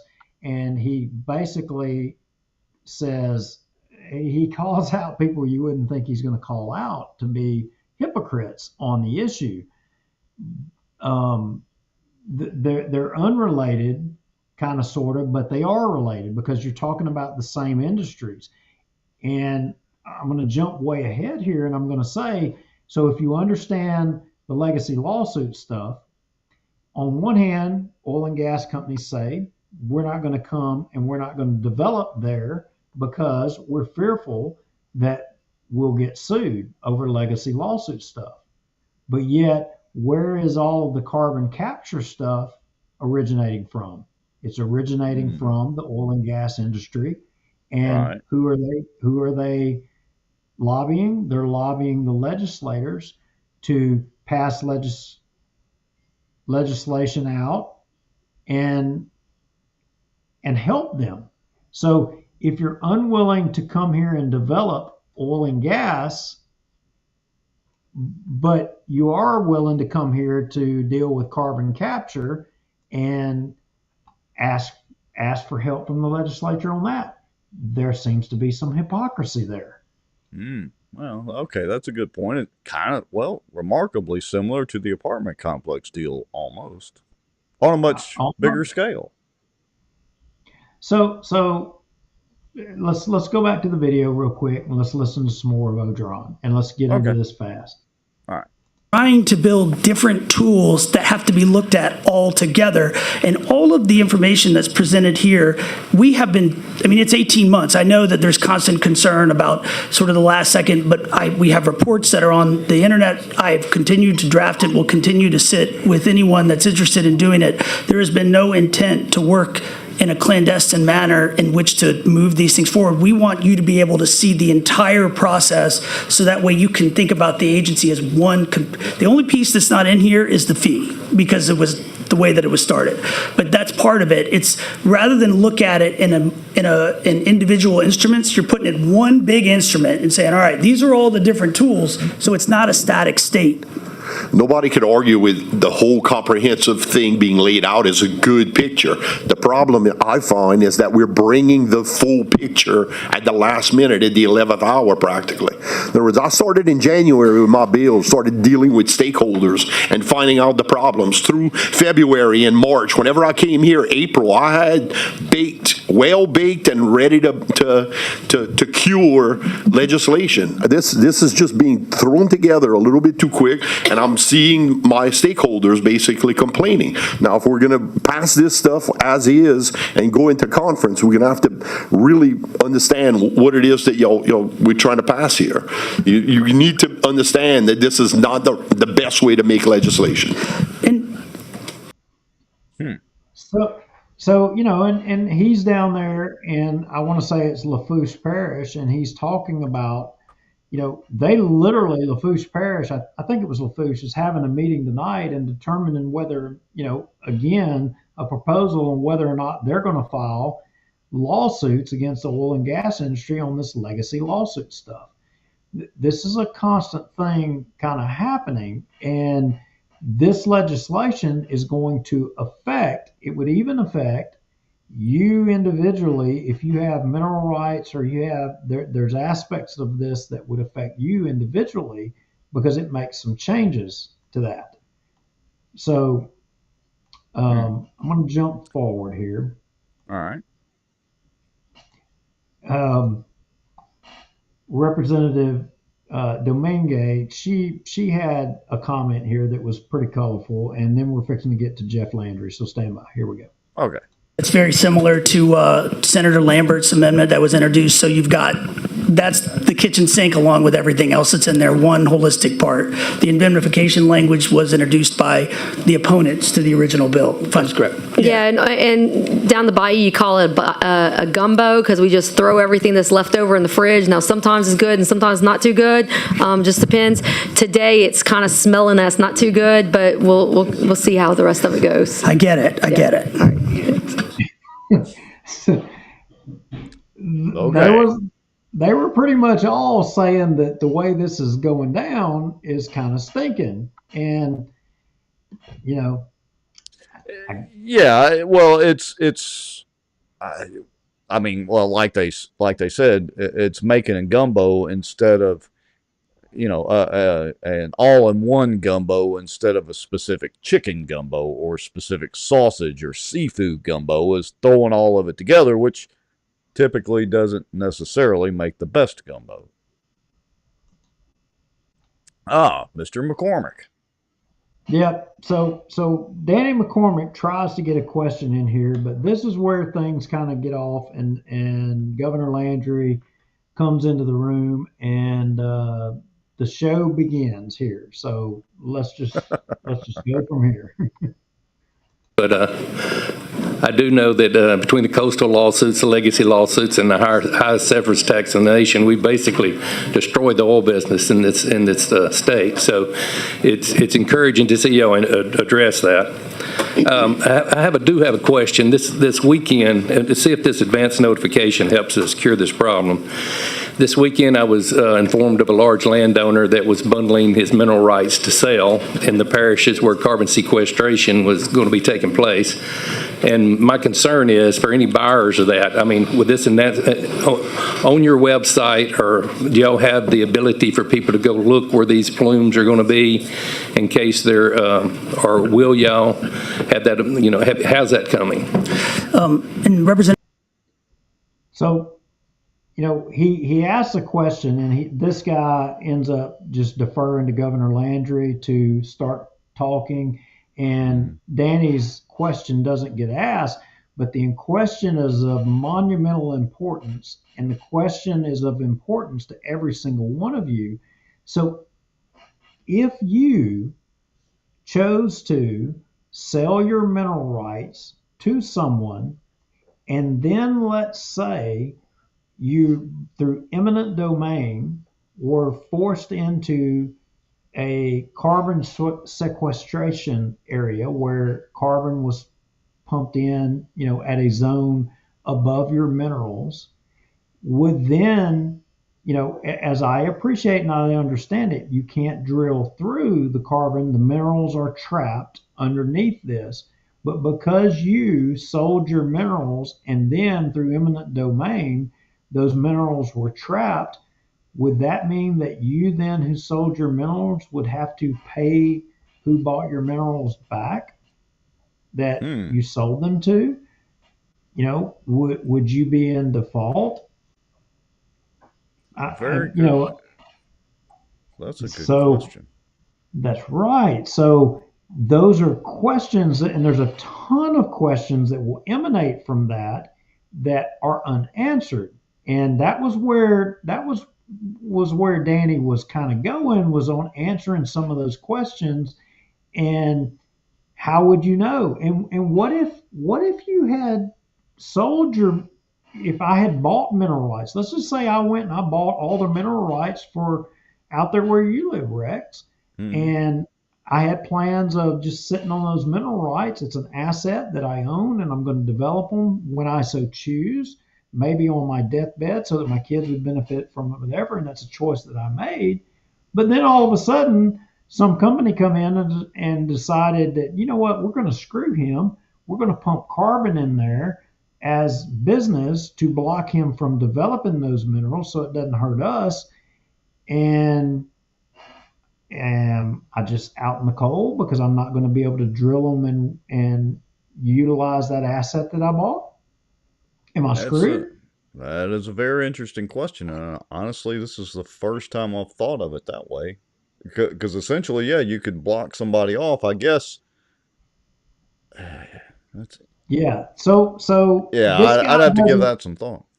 This guy doesn't answer Danny's question and immediately defers to the governor, because the governor obviously showed down. And you guys have to understand, when you've got these things and the governor walks into a room in a committee regarding a bill, I mean, that's a pretty heavy thing. He doesn't do it on a lot of them, but he did it on this one. And that means that he's showing all of his weight, all of the weight of the office to make things go one way or the other. And he doesn't mince words about it. So let's listen to kind of what he has to say here. McCormick, I'm going to make a note to answer that question because I definitely can, but I do want to defer to my boss, Governor Landry, to make some comments. Governor Landry, Surprise. welcome to the committee. Can I use the chairman's notes, Chairman?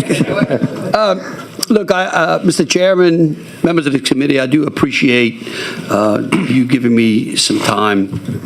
I had not intended to come and speak to you all this morning on this issue. However, as we worked through some amendments late last night, I felt that it was important for me to come down here as well.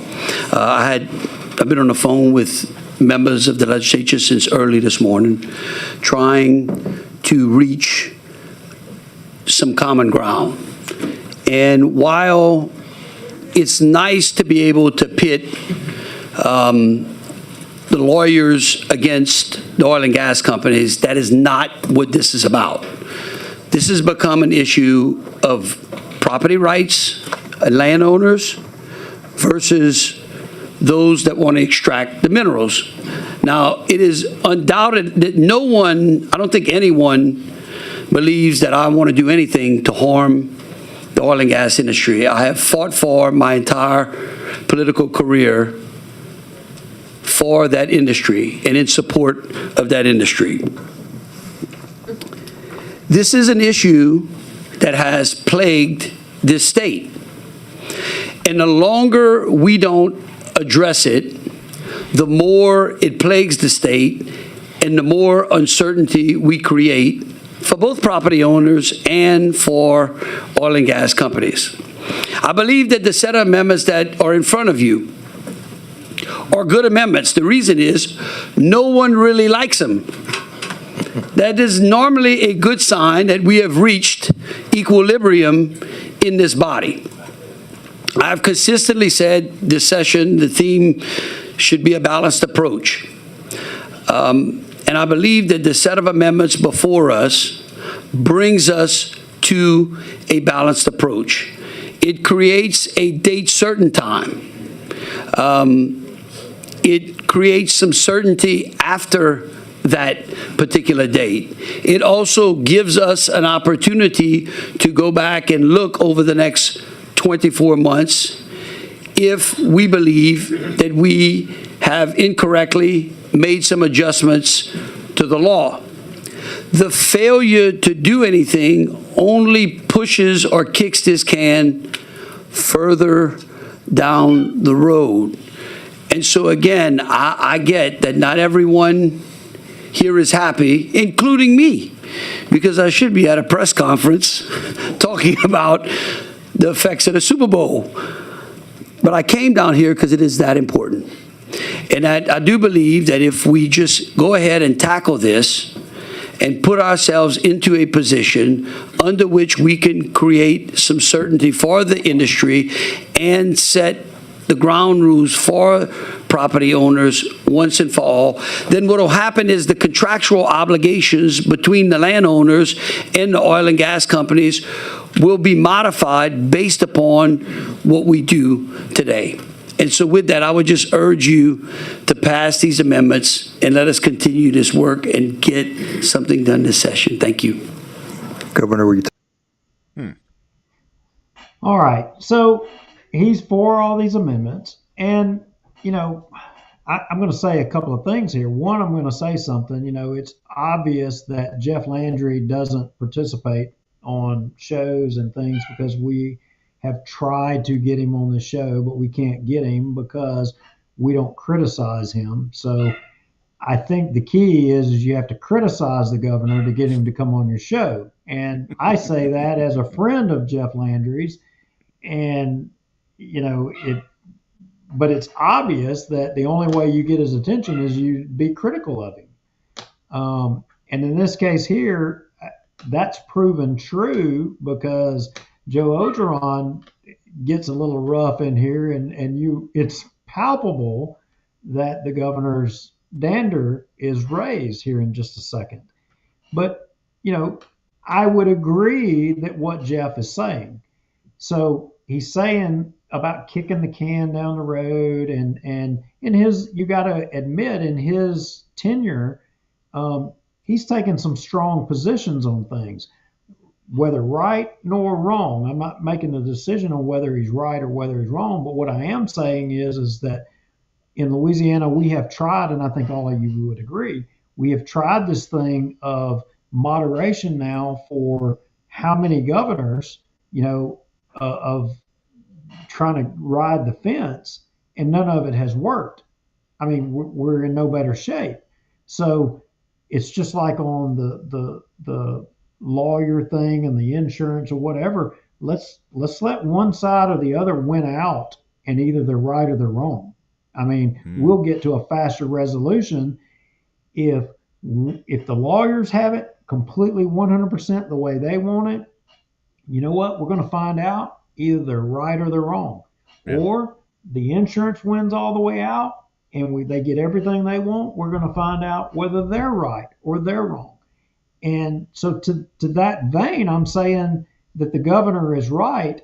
Let's put something that sticks to the wall and try it. It either works or it doesn't work. And rather than just saying, well, you know what, we couldn't get nothing done, we'll try again next year, and then maybe the next year after that, and the next year after that. I think that's what he's saying, although that's not the way that he said it. Yeah, well, Miss Jerry says to kick the can down the road to put iffy legislation in place and then evaluate on 2 years that they screwed up is stupid. So she's kind of taking the exact opposite stance on it. Yeah, but I appreciate that. That is the reasonable. Honestly, that's the reasonable view, right? And that is the view that we've been taking session after session after session after session, and we get the same results every time. Yeah. Every single freaking time, and whether Jeff is right or he's wrong, I think what he's saying is, you know what? Screw it. Let's just try something, and either it works or it doesn't work. Let's do something freaking different. Right. Yeah. There's some merit to that stance as well. All right. So where do they end up on all this? Well, I think we're at the point here, and of course, Joe Ogeron chimes in here, and this is where things get lively. So let's go back to it and let's watch Joe ask his question. All right. Your question? I wasn't prepared, but I'll try. Okay, well, okay. Vice Chair Orgeron, if you are, you still, hang on, Vice Chair Orgeron, you have a question for the governor or for the governor? Representative McCormick, do you have a question for the governor or? I have a comment. Okay, Vice Chair Orgeron, hold on 1 second. He was still live. Representative McCormick. Thank you, Mr. Chairman. Governor, I want to tell you thank you. I actually want to tell Speaker DeVilliers thank you. Chairman Guyman, we've had a very lively debate about carbon sequestration. We were fairly much muzzled on the debate in the last 4 years, and we have spent 5 hours debating bills. We have lots more work to do, but I would just like to say how much I appreciate you allowing and the other leaderships allowing this debate to happen. That's part of the process, and thank you. You're welcome. Thank you, Representative McCormick. Question, Vice Chair Orgeron. Thank you, Mr. Chairman. Governor, I appreciate your comments. I know you do well for Louisiana as a whole. Last year, I could tell you I was a little upset whenever you vetoed the insurance issue has been a problem since for a long time, and I was upset whenever you vetoed that one of those bills last year. But I could tell you that it set the stage, the delay, the kick the can down the road, put us in a better position that we did a much better change this year. And from the little bit that I said before you walked in, the text that I got pretty much confirmed that the industry, those people that are driving our industry are just not happy with the current set of amendments explicitly from number 39 on, all on the litigation resolution stuff. So, you know, I just wanted to know if you were aware of that's really what's coming in right now. My phone's blowing up that they just they feel it's a little bit too quick, and I hope you could understand that if I put forth a substitute amendment, letting everything but that go through, that you understand. Yes, I do. I'm looking for some notes that I have. I'll try to do it. They're pointing out how this bill, the core of this bill, died in Senate committee last week. I know, but these amendments resurrect a large portion of that bill. And I'll just go off the top of my head some of the things that we worked through. I mean, number one, we're finally setting venue, I know that, in one appellate court, which gives us some particular certainty. We are changing the burden of proof on the front end. I think that the industry wanted a change of the burden of proof when it came to the value or and I believe that the problem with that became that it started to call into question whether or not other portions of the the Code of Civil Procedure had to be changed, which then could cause the bill to be locked up in additional litigation. So in order to not have that be an area under which the plaintiff's bar could use as a technicality, we changed that back. Let me see. Got some anti-indemnity language that. Oh, I'm sure nobody likes it. I'm glad you brought that up, Joe. Go ahead. Let's talk about that. On the move. Let's talk about that. That is what has plagued this state. And quite frankly, I believe it's an ultra vires act. Because what it does is it makes someone promise to indemnify them for acts that someone else may or may not have, or in this case may have, or have been proven to have caused. Now let's just think about that for a second. I have to buy something from you, and then I have to promise that if you did something to that property that I didn't know about, that I find out later that you caused, I then have to indemnify you for that. Y'all get that? He's not wrong. No, he's 100% right. I mean, And I know I saw you sit back in your chair. I don't know what the hell words he said. I mean, I might have to go back and listen to it, or either ask somebody, what did he say? Between Orgeron and Landry, we got a little. The words he said, I don't know what he said, but anyway. But yeah, the gist of it we could understand. So, and he's not wrong about it. I think the problem is in some cases trying to chase down these original companies, which may or may not be in existence any longer or have any sort of assets, if they truly did something wrong, is the problem. But I agree with his principle that why should he have to? Why should I have to indemnify you for something you may have potentially done, or vice versa? And or you didn't tell me about it when you sold it to me, and you had me sign an indemnity clause when you per the contract, but you didn't tell me about it. So, let's let him keep going here. Let that sink in. That has been the crux of the problem of this entire litigation that has haunted this state, is those indemnity agreements.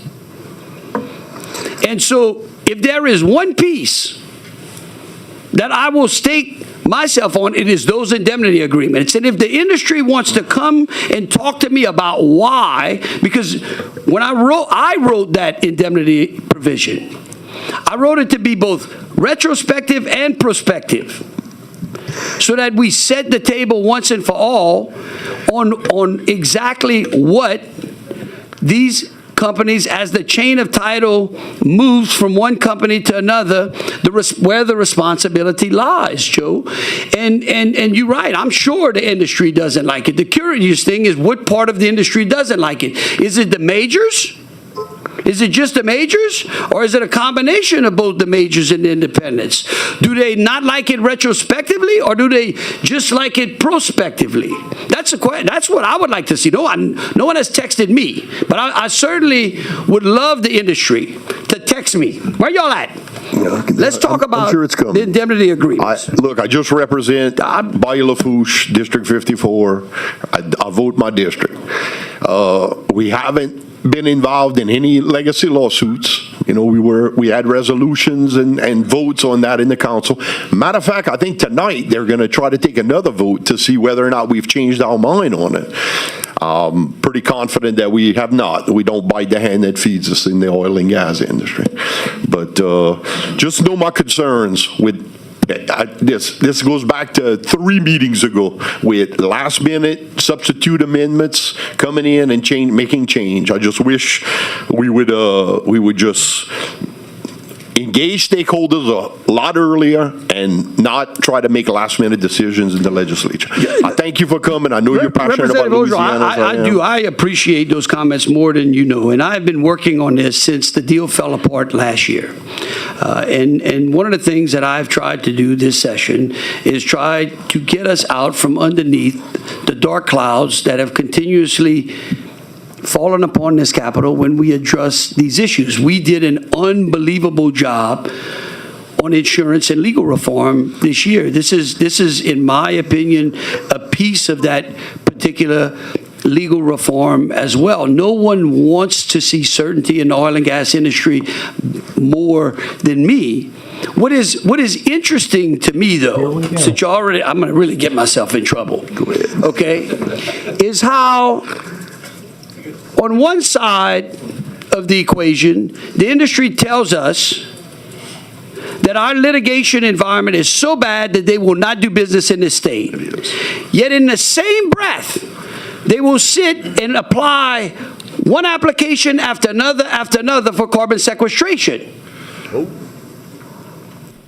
They will come and do business on the carbon sequestration side in the same state that they claim the litigation environment is so terrible that they won't do business. The reason is crystal.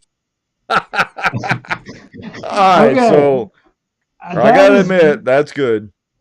That is why I wanted to show this video right here, because that is classic Jeff Landry right there. And that is a mic drop moment. And it is, he ends up here in just a second. He says, he calls it for what it is. He says that is hypocrisy to no end. And Yeah. he's absolutely right. You know, He is. You can't have your cake and eat it too, or in this case, not have your cake and then try to eat it. Anyway, yeah. One thing that I will say about Jeff in the interviews, that I've seen him give and all that, especially since becoming governor, but even before then, is if he believes something's right or something's not right, he is absolutely not afraid to call it out. Consequences be damned. and that's the way that he has always been since I've known him. And maybe that's why I have not been successful in getting him on our show, is because I haven't been critical of him for him to disagree with us.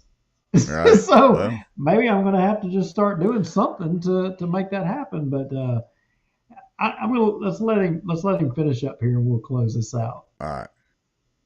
Crystal clear to me. Why is that? Because we have the primacy application, and we're the energy capital of But I United agree States, with you, Joe. apart from Listen, Alaska. I appreciate that, but you can't say that litigation is so bad. In the very next moment, you say, "But guess what? I need some help from you all to do the same types of activities on this side in the same litigation environment." Predatory litigation. That is the definition of hypocrisy. No, that's the definition of being forced to work in a to go and play in the playground where there's bullies at. No, listen. What I'm trying to tell you, and guess what? These set of amendments, while not perfect, I thank you for your passion and response, and I yield. Thank you. This is. I would just implore you all that if we don't pass something, we will continue to be embroiled in this. And it's not, and the problem is, I didn't hear from one, I want you to know something. This morning, I did not hear from one plaintiff's attorney. Not one. But I did hear from a lot of landowners. Not attorneys, but landowners. And that's why I'm here today, is to try to bridge the gap between the property owners and the oil and gas companies so that we can finally create some certainty in the statutes. Governor, we thank you very much for your time and your passion and your testimony. And I thank Representative Bourgeois as well for the questions. Thank you very much. Okay. If you'd give Chairman Hinchkin. You got to admit, that was pretty daggum good. Yeah, that was classic Mr. Landry there. Right, wrong, or indifferent, he is going to tell it like he is. So got to give him that. All right. Are we going to continue on with this, or are we going to call it an evening? I think we can call it from there. That was the high point of it. Danny is on point. He had some more really great questions and answers in that video. And if anybody wants to know how they can watch the rest of it, I can send them a link or whatever.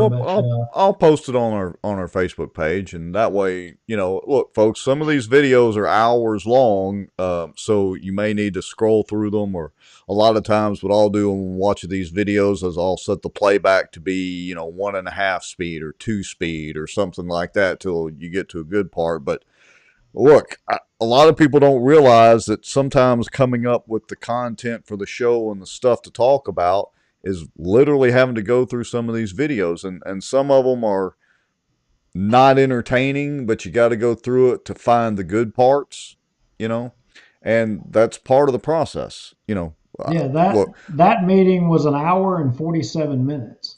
Right. And so, you had to scrub through a lot of stuff. The first bill in consideration in this meeting was actually a bill that Representative Mike Eccles, we've had Eccles on this show before, which pertaining to nuclear, small nuclear reactors. But it was another procedural thing being done that would complement, Adam Bass's Senate bill. And but we didn't even cover that. Right. So there's a good lot of stuff. content there. All right, so Cassie Rogers reminds us, thank you, Cassie, Sammy Wyatt. So I can keep this short and sweet. Let me give you my take on it, Duke. And then, of course, we want to hear yours. So I was at the Bossier Republican Executive Committee meeting last night. I've been sworn back in to fill the District 8 seat, which was vacant. So by the rules and bylaws and statute and all that, the existing committee members can appoint that. Also, let's see, who else was sworn in? I think Marriott's already sworn in, right? And I think Miss Ruth was also sworn in last night. Anyway, so Sammy Wyatt was there. Now, y'all may remember Sammy. He's Bossier City guy, ran for city marshal several years ago and all that. He's been in, among other things, I think right now he works for LSU as like a forensic investigator for various things. But anyway, so he has, if you haven't seen it already, jumped into the U.S. Senate race against Bill Cassidy. And of course, we've had Dr. Fleming on previously, who is also the current treasurer for the state of Louisiana. Of course, we had Dr. Fleming on the show, and you and I are big fans and supporters of Dr. Fleming, primarily because of his stance on term limits, but he's also a pretty, what we consider straight up conservative guy. So here's my take on Sammy. Now, full disclosure, I'm not like best friends with Sammy or anything, but we've kept in communication from time to time over the years, and I like Sammy overall personally, but I gotta say, and his answers to questions last night were just straight up talking points. I mean, I hit him with a couple of questions and literally asked him to be specific about some things, and he didn't have specific answers, just the general talking points memo. And look, I'm no fan of Bill Cassidy. He voted to impeach Trump. He's done some other things I don't agree with, so I'm no Cassidy fan. That's not it. And I'm definitely a Fleming fan, and I like Sammy, but he didn't convince me last night. Even if it were just Cassidy and Sammy Wyatt in the race. I mean, I wouldn't vote for Cassidy, but he didn't convince me enough to be really enthusiastic to vote for Sammy. And maybe he'll get better as the race goes on. But he just had generic answers. That was my biggest issue. What was your take?